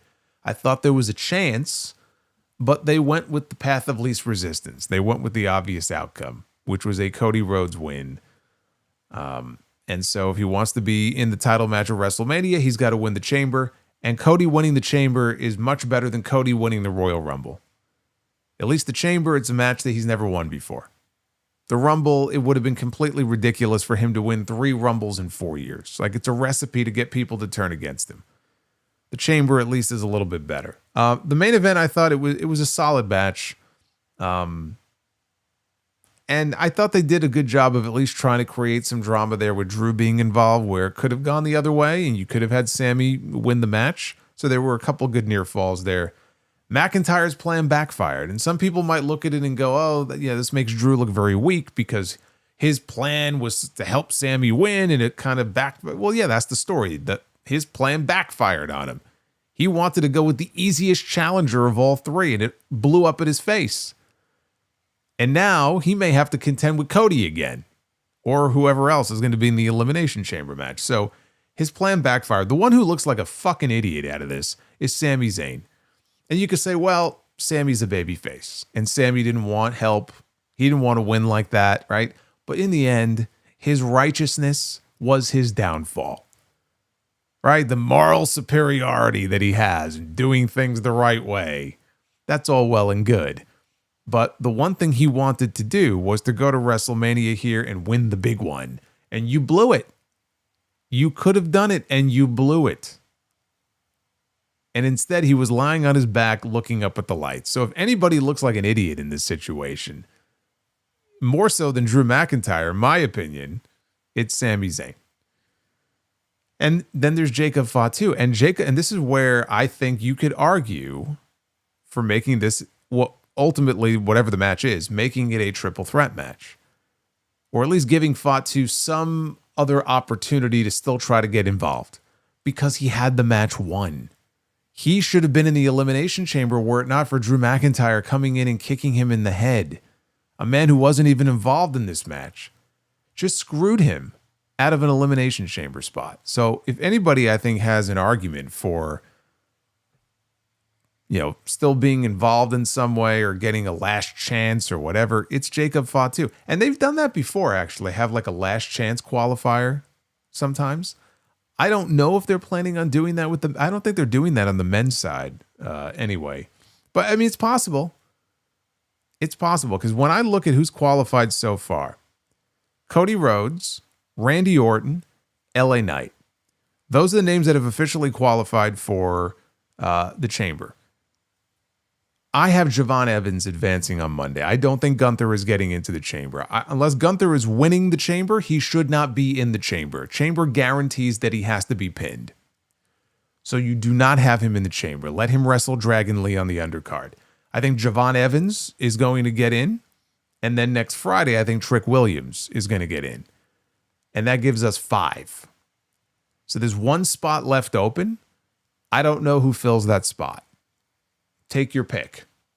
I don't know. Because in the match on Monday, it's Javon, it's Dominic Mysterio, and it's Gunther. And then next Friday, it's Trick Williams, it's Carmelo Hayes, it's Damian Priest. So those are the names that are accounted for. They could have some sort of last chance qualifying type of situation. That's a good point, actually. Tribal Chief mentioned that. Fuck, I forgot about that. Oh, my God. Jey Uso. Well, they said that Jey Uso was going to be in a qualifier. I don't think they told us the other 2 names in the qualifier. But that's a good point. Yeah, Jey Uso. Fucking Jey Uso. I do not want to see Jey Uso in the Elimination Chamber. There is no reason for Jey Uso, one half of the tag team champions, to be in the Elimination Chamber. They'll end up doing exactly what they did in the Royal Rumble. In the middle of the Elimination Chamber, we'll have to stop to yeet. Keep him the fuck out of the chamber. I don't know who's going to occupy that final slot. I'm okay with it being almost anybody else. Good Lord. So there were some solid matches on this show. And again, I'm enjoying the progression of Trick Williams. I don't know with other people on the show. I don't know what they're doing with some of these people. I still have no idea why Royce Keys was not featured on this show. I have no idea why he was wrestling on fucking Main Event. I really don't. Like, you put him in the Royal Rumble match and then you say nothing about him. You don't feature him. You don't show him. You don't have him out there. I don't understand it. He's wrestling Nathan Frazier before the show goes on the air. Like, what the fuck are we doing here? At a time where you have 3 hours, you obviously are trying to introduce new faces. This is not, by the way, the best time to be introducing new faces, right before WrestleMania, but this is the choice they've made. So we have Obafemi and others who are showing up. But if this is what you were going to do, then why even put him in the Royal Rumble? He should be on the show. It might actually help improve the show. Because there was a lot of boring segments on this show. That was SmackDown from Dallas. And then we'll come back in 2 weeks and we'll do another SmackDown review because I'm not going to be here next week. Let's take a look at the Twitter poll. What did you think of SmackDown? Clearly, I am not alone. 35.6% thumbs up, 29% thumbs in the middle, and 35%. Look at that. 35 up, 35 down. That is the score for SmackDown tonight. That is an overall thumbs down, folks. As far as I'm concerned.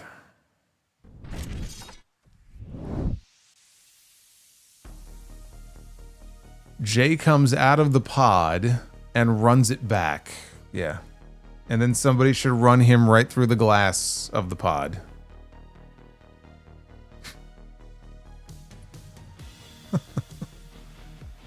Oh my God. But who do you think will be in that final qualifier other than Jay?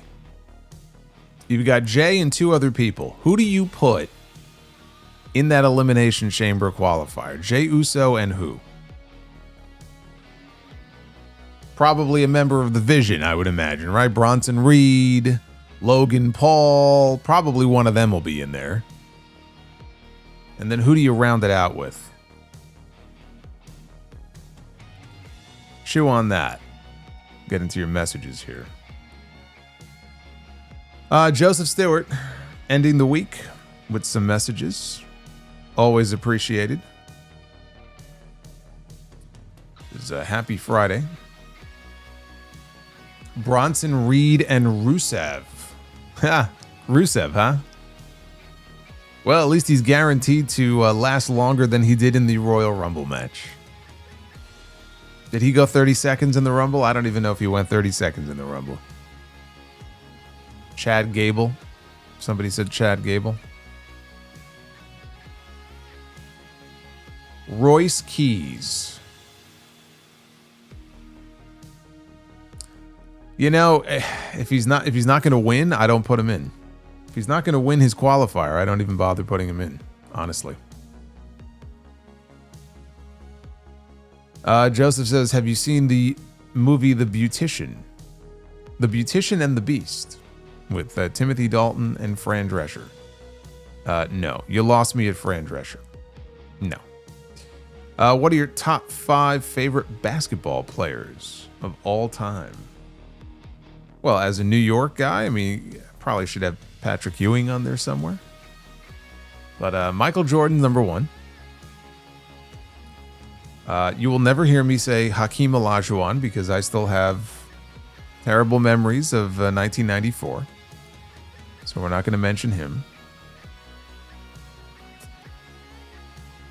I mean, MJ, Shaq, and Ewing. And I'll just leave it at that. Maybe Barkley. Maybe Charles Barkley. Buy or sell Star Wars or Jurassic Park? Jurassic Park. Godzilla 98 or Battlefield Earth? Godzilla 98. Am I a fan of sci-fi movies? I am. Did you know Flash Gordon was an influence on Star Wars? I did not. Have I seen the Flash Gordon movie from 1980? I have not. And do you remember when Bret Hart played the genie in the Aladdin musical Broadway play? I do. I do remember that. Did you see the greatest love story of Liv Morgan and Dominic Mysterio on the WWE YouTube channel?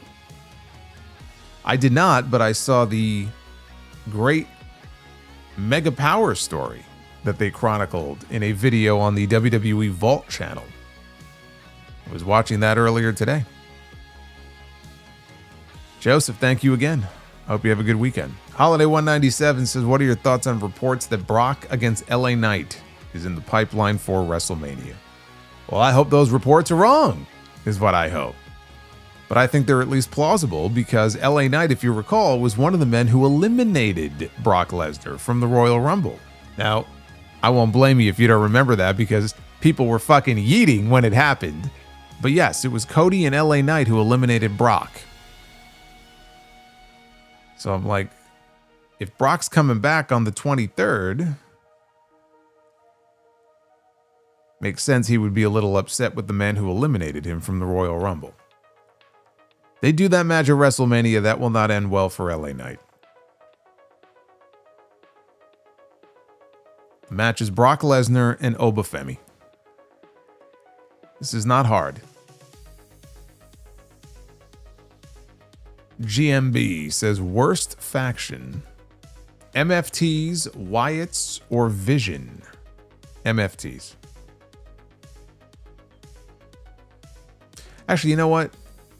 I could go either way with MFTs and the Wyatts.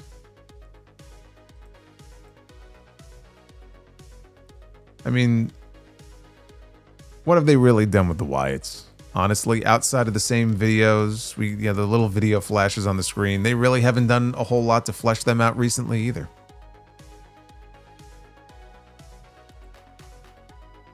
But I got news for you. The Vision sucks. The Vision ain't that much better. Holiday says, I have a feeling that Rhea is winning the Women's Chamber and challenging Jade. But where does that leave Io at WrestleMania? Asuka? Charlotte versus Alexa seems to be a WrestleMania direction. Giulia will defend at WrestleMania if it's against Tiffany Stratton. Well, I mean, Io Sky teased the possibility tonight that she might challenge Giulia for the US title. So I suppose that's at least possible. She said, maybe I'll go after her US title. Do Asuka and Giulia. I don't see Giulia getting a match at WrestleMania. I don't even think she's going to have a match.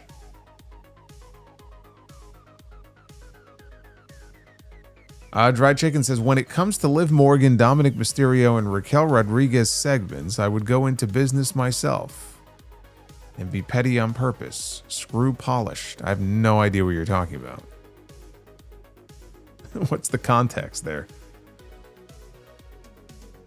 Lakers Pat says, get ready for WrestleMania 2000 booking with tickets being slow. We're going to have a McMahon in every corner? Yeah, we don't need that. Dried Chicken says, Drew McIntyre to Sami Zayn after the match. Misery, misery, misery. That's what you've chosen. I offered you friendship and you spat in my face. Yeah, Sami Zayn's an idiot. He has nobody to blame but himself. Dried Chicken says, Sami Zayn fell into the dumb babyface syndrome vortex. They all do at some point. Broly says, give me Javon versus Gunther at WrestleMania. Fuck Rey.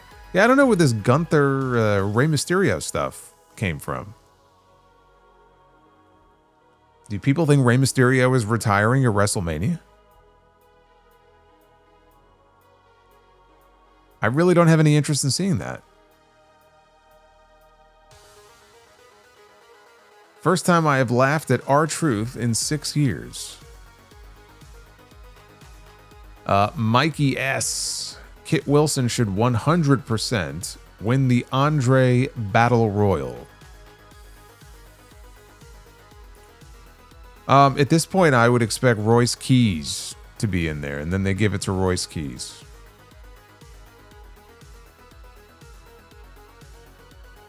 Scott Woodford.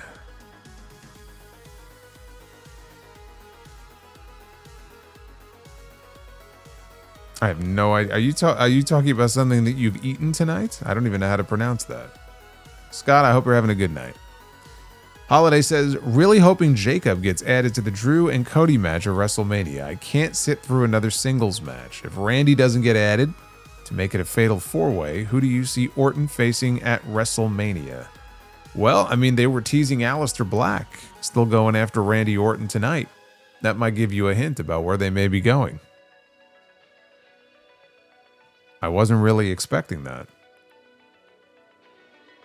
Broly says someone gets taken out before the chamber and Bianca replaces and comes out last to have Io, Rhea, Bianca as the final three. Io pins Rhea and Bianca pins Io.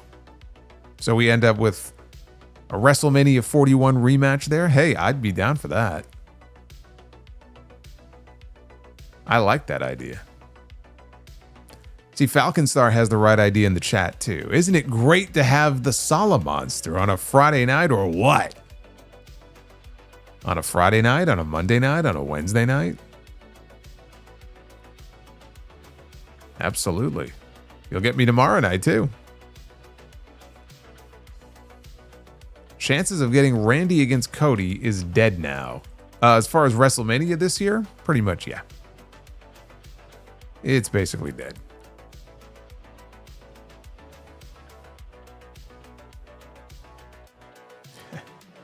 Hey, it's basic solonomics. Thank you, Linkmaster. We are closer to 2040 than we are to 2010. And when we wake up tomorrow morning, we will all be one day closer to death. Think about that. Think about how you're living your life when you think about it in those terms. Broly says, part of my lack of care for Drew is that it feels like he has wrestled everyone in the company at least 10 times. That three-way should not main event.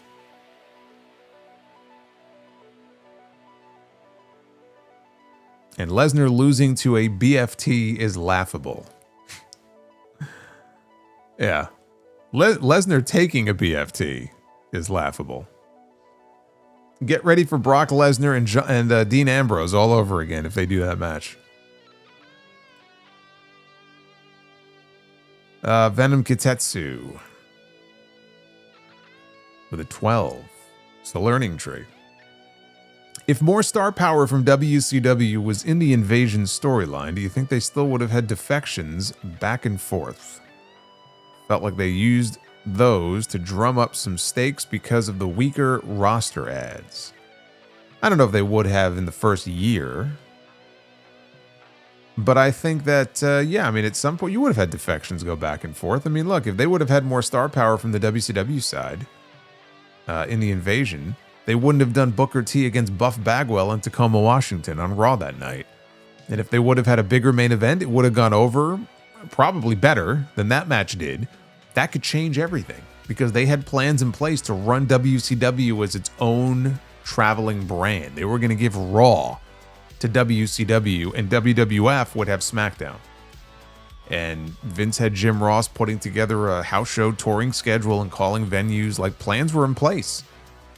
And then in one night, they saw the reaction to that match and they got spooked and they said, fuck it, we're not doing it. We'll do an angle. And that was the official death of WCW. So it's incredible to think about if they would have just brought in 2 or 3 bigger names, how different things might have been. But I also can't blame a lot of those guys. They had guaranteed contracts from Turner. They were making a ridiculous amount of money to sit on their ass at home and do nothing. So, like, if your choice, and at that point, these guys were older, right? Hogan was older, Hall and Nash were older. And so if you're these guys, you have the choice of sitting at home and getting paid very well to do nothing. Or you could take less money and go take bumps. Booker T and DDP were the only ones who took the buyout and they went to go to work. I can't fault the other guys for not doing so. NJC, this, the beginning of a new era, the Saditude era. No, I call it's the Ruthless Regression era. Ruthless Regression, Ruthless Depression, pick whichever one you want. That's the era that we are in right now. Dry Chicken says Triple H fears Obafemi. No, he's allergic to Oba.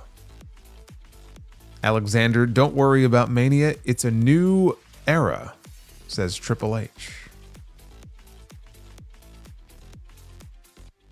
NJC says, with the rumors of Brock against LA, never thought I would want a Knight versus Jericho match, but here we are. LA deserved better. If Jericho had come in, I figured that's what the match would have been. Abyssal Zones, maybe Triple H will give us Cody versus Drew in a 3 stages of Iron Man match, so they wrestle for 3 hours straight on night 1 of WrestleMania. And you could certainly do that, and I will be skipping the WrestleMania Night 1 review that night, if they do that. Super Pony, Sami is not going to be on Mania 2 years in a row. That's rough. He falls through the cracks way too often. Feels like they take him for granted. I feel like they've also cooled him off a lot to the point where I don't even have the same level of interest I had 6 months ago in seeing him finish his own story. I mean, for me, speak for myself on this, they're going to have to heat him up all over again. Because right now, of all the options that are available, like as far as doing title matches and big matches at WrestleMania, he doesn't fit in. I don't really have any great desire to see him in there.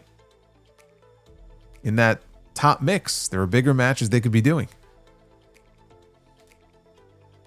Death Side, screw it. Have Jacob beat Drew for the title at Elimination Chamber, and then Drew invokes his rematch, and we get Drew, Cody, and Fatu. We can't have Drew, Cody one-on-one at WrestleMania 42.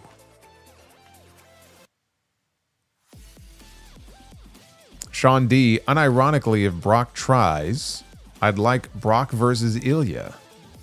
Did you not see the Royal Rumble? You know what I'd rather see at WrestleMania? Since the other night I was thinking, like, who does Gunther face? I couldn't really figure it out. Gunther and Ilya is the match that, if you go back to my predictions for 2026, I think I had that match booked for SummerSlam. I'm okay with bumping it up. And just give me a fucking banger of a match between Gunther and Ilya at WrestleMania. Sign me up. I'd be okay with that. That's fine with me. Thank you, Falcon Star. Sidro. To the man in the wheelchair that stole my camouflage jacket. You can hide, but you can't run. And a new study reveals that women who carry a little extra weight live longer than the men who mention it. Well, that is undoubtedly true. That's a scientific fact.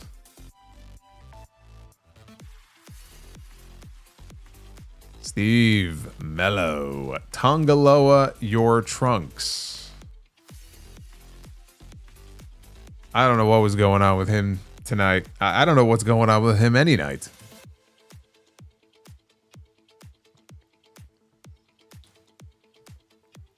I don't know, but I'm watching him in the ring with Matt Cardona, and I feel like, man, I think I just watched a sex crime on live TV. Dry Chicken says, The Rock and $7 production should buy WWE. Well, I'm sure all these reports about, Paul Levesque being on the hot seat and everything, I'm sure Rock is he's just sitting back, biding his time. Sidro, what do you call someone who does magic tricks in a gym? An abracadabro.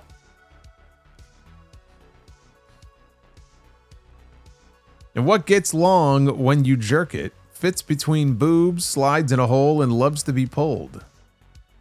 A seatbelt. P.S. Happy Friday the 13th. You know what happened to me earlier? I came back from the gym. Actually, I was going to the gym. And I went to go... Has this ever happened to you? You go to pull the seatbelt really quickly, but it gets stuck. I almost broke my thumb. Then I tried it again and it was fine. I don't know why that happens. Because you'll go to yank it and jerk it, and then it won't go. And I almost broke my thumb. It's ridiculous. Willie Billy with a 10. Congrats on the new gig. Couldn't have happened to a harder worker. That is proven by your insistence on giving us the same amount of content, even with new responsibilities. We certainly appreciate it. Well, Willie Billy, I thank you for that very much. I try. It is a lot of work, but I hope you guys are enjoying it. Episode 2. Dropping on Tuesday evening over on Ariel Helwani's channel. The Uncrowned Wrestling Show. Hope you guys will tune in. Horseplayer. Was the Cardona Carmelo War Museum vignette them dusting off Vince's PR playbook out of desperation? Those segments seem to vanish under Triple H. Not really. I mean, I didn't really think anything of it. It's just the sort of thing that WWE likes to do. You know, sometimes they do it for PR, and sometimes they just do it to, have a chance to showcase some of the talents that are featured in the segment. Wouldn't read too much into it. Steve says, "Oh yes, and congrats on the new show, my friend." Thank you. Thank you, brother.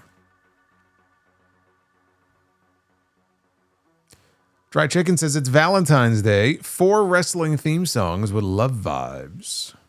And delete 1. Val Venus, Godfather, Mark Henry, or Dude Love.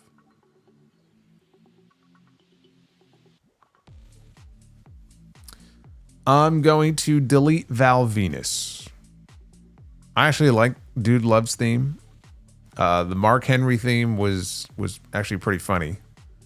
And I mean, The Godfather is The Godfather. You talk about love vibes. Got to have The Godfather on there. You got to come aboard. Everybody. has got to come aboard. Duff's Vids. What do you get when you cross a centipede with a parrot? A walkie-talkie.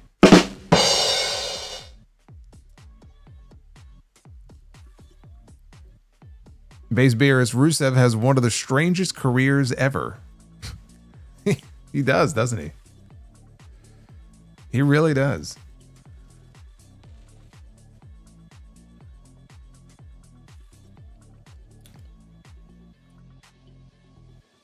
You know, for all the work I do and that I put in a given week, and then I see him barely ever on television or wrestling, and I'm sure he's getting paid very well. I'm like, man, what did I do wrong? Well, good for him. Muted you, bro. Sad sack Sami might work if booked right. That's like bum ass Corbin. Sure, it could work. Dried Chicken says, after WrestleMania 42, the creative team needs to reset everything. There needs to be new storylines, new factions, and shake up both roster brands. No more playing it safe or being allergic to prosperity. It's the same people in charge. Nothing will change. I don't know why you think any of that is going to change. Nothing will change. I'm not even necessarily disagreeing with you. I'm just saying nothing will change.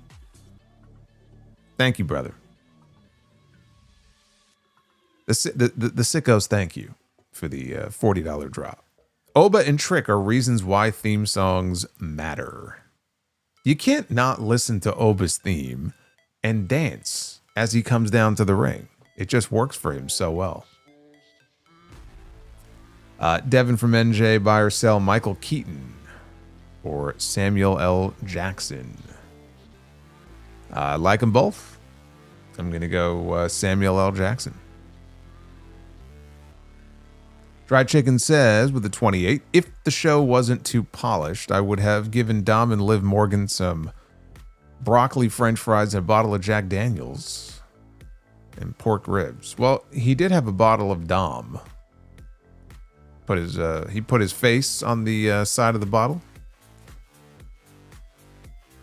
Retro KOH, I accidentally put my baby's diaper in the washing machine in a drunken stupor.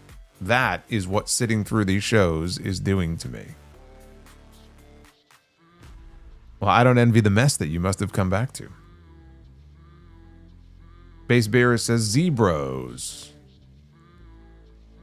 Death Scythe. If Steve Austin had not gone away for surgery in late 99, would The Rock still have ascended to the face of the company along with Austin in 2000? I think so. He was so over. I actually think Austin probably would have wanted to go heel sooner. And it would have been equally stupid. But I think that he just... It strikes me as like he would have felt, maybe even by like WrestleMania time in 2000, that maybe I'm getting a little stale. Maybe we got to shake things up a little bit, because he was a heel at heart. You know, he never wanted to be a babyface. So I think he would have tried for the heel turn even sooner, and it wouldn't have worked. Jeremy Rose says Cody should face Jacob at WrestleMania, based on Jacob being the obstacle to getting a title shot. LA Knight or Orton wins the chamber. Cody needs to have a long chase, eventually leading to heel Cody against Randy. LA Knight is in the chamber, and LA Knight is not winning the chamber. Base Beerus. So you concede. No yeet. In the chamber. Yes. No yeet. And Jeremy Rose. Jay yeets his way to the chamber, then yeets in the pod, and then when the pod opens, he runs it back. Yeet.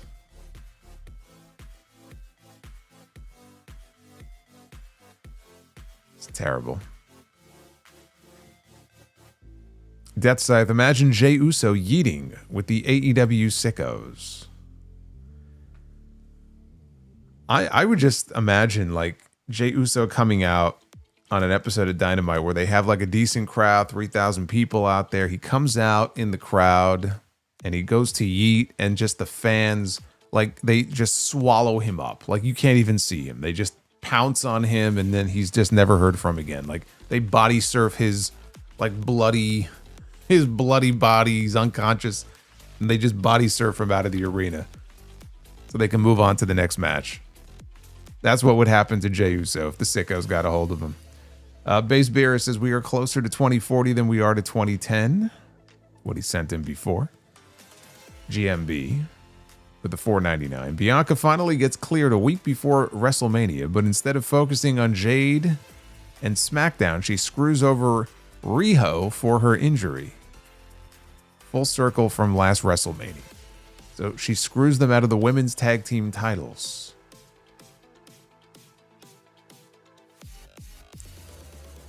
I mean, I appreciate the effort to be consistent, but I don't really like that idea. Death Scythe, why is polygamy illegal? Because it's hard enough keeping one spouse happy. It's true. Blue Jay, Revolution is the first show for the wifey. She's partially into wrestling, but let's get her hyped for the card. She laughs at MJF and hates Liv Morgan. Well, I hope your wife is okay with 5 hours of wrestling. It's going to be a long night. And Manu.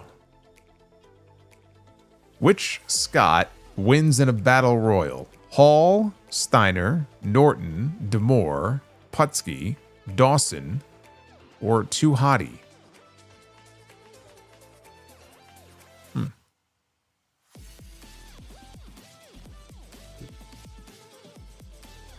We got Scott Stanford. Scott Hall gets my vote. Scott Hall for the win. Nobody had more drip and aura than Razor Ramon. Walking down to the ring, he was oozing machismo. One of my favorite things, he wrestled Bret Hart for the title at the Royal Rumble in '93. And Bret goes outside and he puts his glasses on like some little kid at ringside like he always used to do. And Razor's in the ring and he's looking at this like, what was going on here? He takes his toothpick and he throws the toothpick at the kid. It's perfect. I love it. Cameron Spencer. If WWE had a 2-hour episode where one 2-hour match takes up the entire show, but the match is well received, would you give that show an up or a down? For a 2-hour match, it would get a down from me.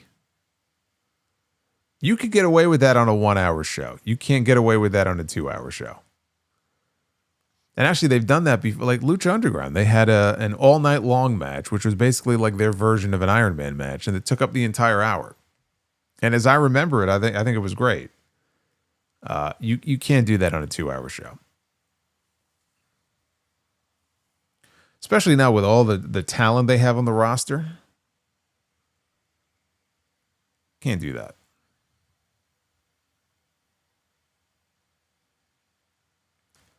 Retro says, Oba's strut is the new Guile meme. It goes good with anything. It works with any song. I guess that's kind of true. Well, if you remember, the wheel tonight said 350 was the goal. We have long smashed that. And we hit the bonus goal as well, which means we are getting a double dose of Be the Booker to close out this week, which is awesome. So let's get to it. Ladies and gentlemen, it is now time to Be the Booker. Yeah, do you know how many commercials you would get in a 2-hour match? It would not work. There's no match in WWE that I want to see go 2 hours. I don't care how great the guys involved are, the girls involved. I don't care. No, thank you. Choose 2 single stars to form a makeshift team. So that is how we are starting this round of Be the Booker. With a makeshift team.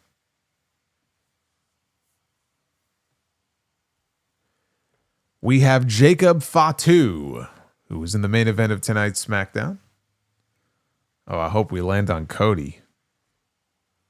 Jacob Fatu and Owen Hart. It's the team I never knew I needed. Well, Owen Hart held tag team titles with a Samoan once upon a time. I like that. I love that team, actually. Jacob Fatu and Owen Hart. Hell yeah. They're going to be taking on Arn Anderson and Tully fucking Blanchard. The Horsemen, the Brainbusters, against Jacob Fatu and Owen Hart. We could just stop right here. We could just stop right here. What a match.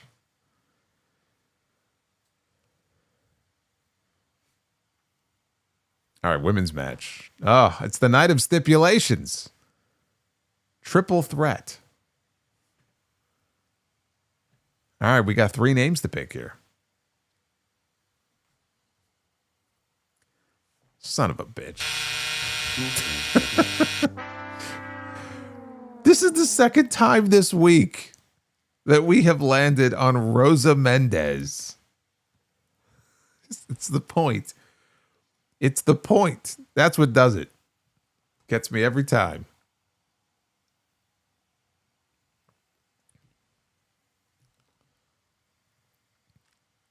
Now, to be fair, it is a triple threat match. So you know what you could do in this situation. I will pick the other 2 names, but you know what you could do in this situation. You could just have the 2 of them take out Rosa Mendez at the very beginning of the match, and then it just turns into a singles match. We have Maki Ito. Are you a member of the Ito Army? You should be. I'm a member of the Ito Army. That's why I booked her to bring her in to wrestle Shayna Baszler back in November. Maki Ito and Nikki Cross. Interesting. Maki Ito, Nikki Cross, and Rosa Mendez. Yeah, that's no good. I'm sorry. That's a no for me, dog.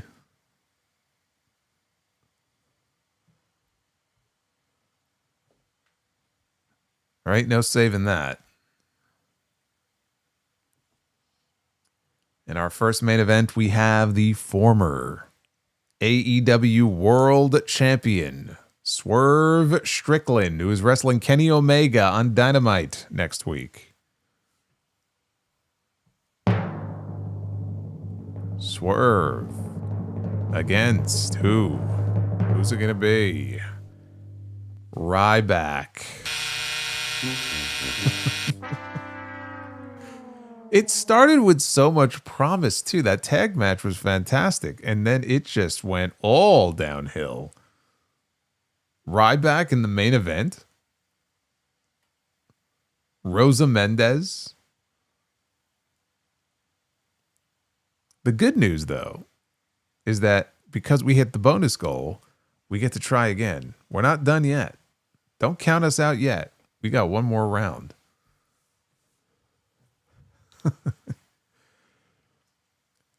Now we actually get to pick. Yeah, this, you know what? I forgot. It was like last Wednesday, right? Last Wednesday was an ugly night. Forgot about that. All right, we're going to start off here with a Monsters Ball match. That's a rough match. I don't like that stipulation though for a tag. Oh, I guess we'll do a Monsters Ball tag match. I don't know if there's ever been a Monsters Ball tag match. Well, there is now. 2 teams, Monsters Ball, Rock and Mankind. The Rock and Sock Connect. Well, that fits Mick Foley to a T. That's perfect for him. Rock and Sock against the Lucha Brothers. Oh, man. We're killing it with the tag teams tonight. We book a better tag division than Paul Levesque could ever dream of.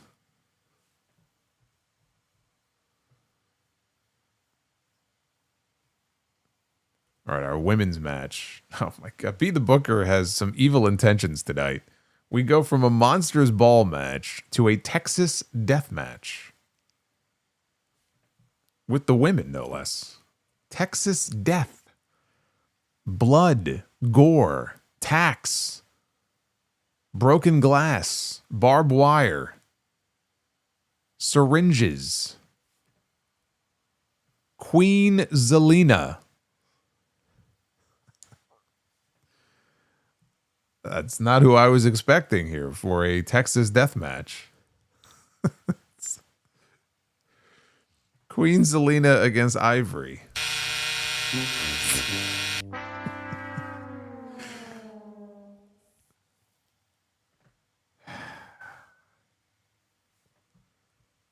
Come on. We have to end with something good here. Give me something good.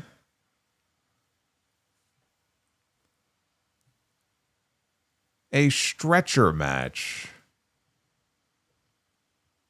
Can't you give me like a wheelchair match or something? Who wants to see a wheelchair match? I do. But we have a stretcher match instead. All right, this is it. It all comes down to this. We have to push the stretcher over the yellow line. On the ground. We should have just done tag matches tonight. We would have been better off. Brock Lesnar, who actually was in a stretcher match once against Big Show on pay-per-view.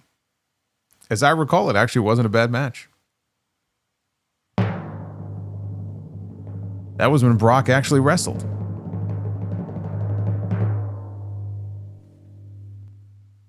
Here we go again. A triple threat stretcher match. Not just a stretcher match, but we have a triple threat stretcher match.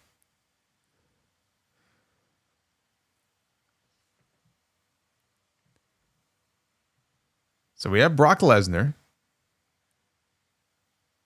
How's this going to work? Well, I mean, I guess I almost feel like we should pick a different stip. You know what? It doesn't work for a triple threat. Let's pick a different stipulation for this one. That's just weird. A triple threat first blood match. Okay. I guess that works. 3 men, first man to bleed. Well, no, that doesn't work either, I guess, because if someone bleeds, he's still got 2 other guys. we have to try again. If we're going to keep the triple threat step, we have to pick something different here. Okay. Triple threat steel cage. There you go. That's pretty self-explanatory. So we have Brock Lesnar already. He's in. We need 2 more. Triple threat cage match. There's a great triple threat cage match that I can recommend to you from Breakdown in Your House back in '98. Rock, Mankind, Ken Shamrock in the blue bar cage. Great stuff. All right, we have Brock. We have, well, there he is. Oh my God, on cue. I could not have timed that any better. Ken Shamrock. It's like Joe Hendry. You say his name and he appears. Holy shit, we have Brock Lesnar and Ken Shamrock in a cage. I feel like we should stop right there. I don't want to ruin it by picking a third person. But I guess we must. Brock Lesnar and Ken Shamrock locked in a cage with Adam Cole, baby. Oh, poor Adam Cole. Well, we know who's taking the losing fall in this match. We know who's getting slaughtered in this match. Thy name is Adam Cole. My first instinct was just to crack up laughing.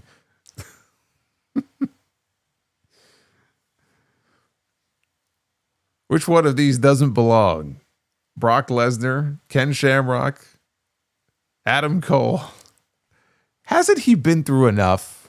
This poor man with the concussions and with the ankle. You want to lock him in a cage with those two men?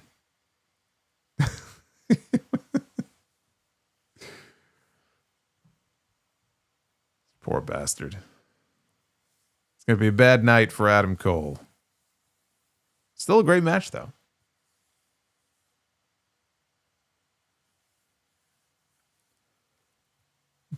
Brock ain't taking no Panama Sunrise. Yeah, neither is Ken Shamrock. He ain't taking a Panama Sunrise either.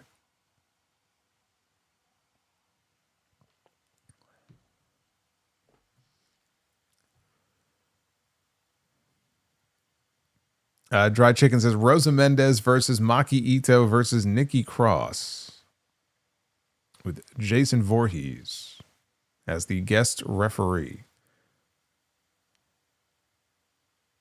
Devin with a $4.99. I predict when Roman Reigns retires, he will become a wheat farmer and he will change his name to Groman Grains. Happy weekend to all.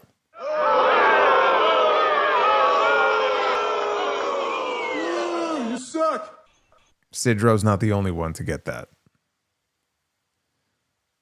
Retro KOH, Rosa Mendez, Jackie Gata, Jenna Maraska, Joy Giovanni, Christy Hemme.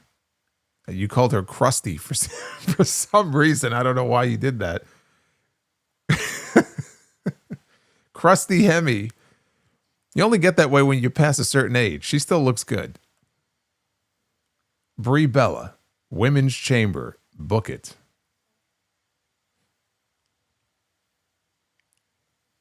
Krusty Hemme.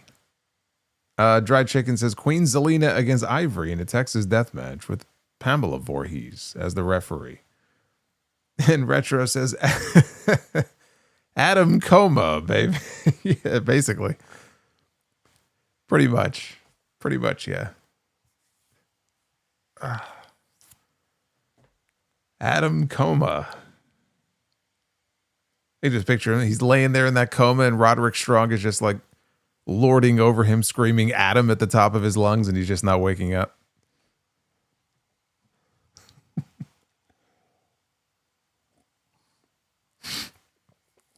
I can't get over Krusty Hemme.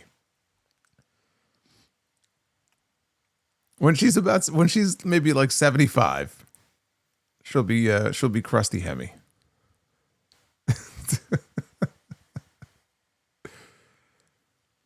I do like Adam Coma though. That was very clever. So I have to say this stream was a lot more fun than SmackDown was tonight. That's usually how it ends up working.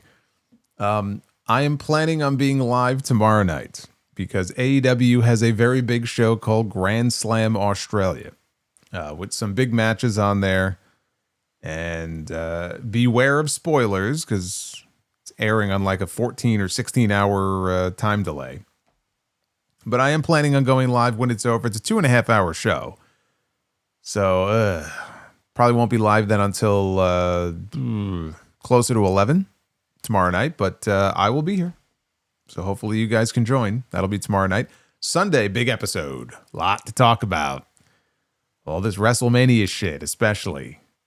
And a lot of AEW stuff as well. And Dave's report from the other day. We'll talk about all that on Sound Off 9:51. It's going to be a very eventful Sunday. And then we start all over again. When I mentioned before, no SmackDown review next week because House of Glory is actually, we're having our first New York City show of the year. And it's a big one because we have the reigning AEW World Heavyweight Champion, MJF, coming in next Friday. Will he be the AEW champion, though? That's the question. He's got to get past Brody King tomorrow. But title or no title, we will have him there. And we have Andrade. So this is very interesting because MJF is the champion. Andrade could potentially be the number one contender if he beats Hangman tomorrow, a Grand Slam. And they're both going to be at House of Glory next Friday. So if you do not have your ticket, they're almost all gone. We've added a few rows. Go to hogwrestling.net. Would love to see you. Say hello. I'll be there. Or you can watch on Triller TV. But anyway, that's where I will be next Friday. So no SmackDown review. Now you know. And don't forget, everybody. There it is. Paul Heyman is hot. So saith this person in the crowd. I don't know what drugs they were on. But just remember. And Luis, with a $5 super chat here. May I get a shout out because it's my 35th birthday today. On February 3rd. Well, it's February 14th now. Luis, I can't give it to you. You missed it. Sorry. It's a new day. I'll give it to you anyway. Happy birthday, Luis. All of us in the chat are wishing Luis a very happy 35th birthday. And thank you for spending part of it here with me and all of us here on the stream. We appreciate Luis. Luis has been around for a while. So I'm glad you're still with me. Be well. Stay safe. I will see, hopefully, some of you with your wooings tomorrow night for Grand Slam and then Sunday for Sound Off. And Dry Chicken says, Paul Heyman is hot. The Bill Belichick effect. No, never. Don't say that. Don't ever say that. See you guys tomorrow night.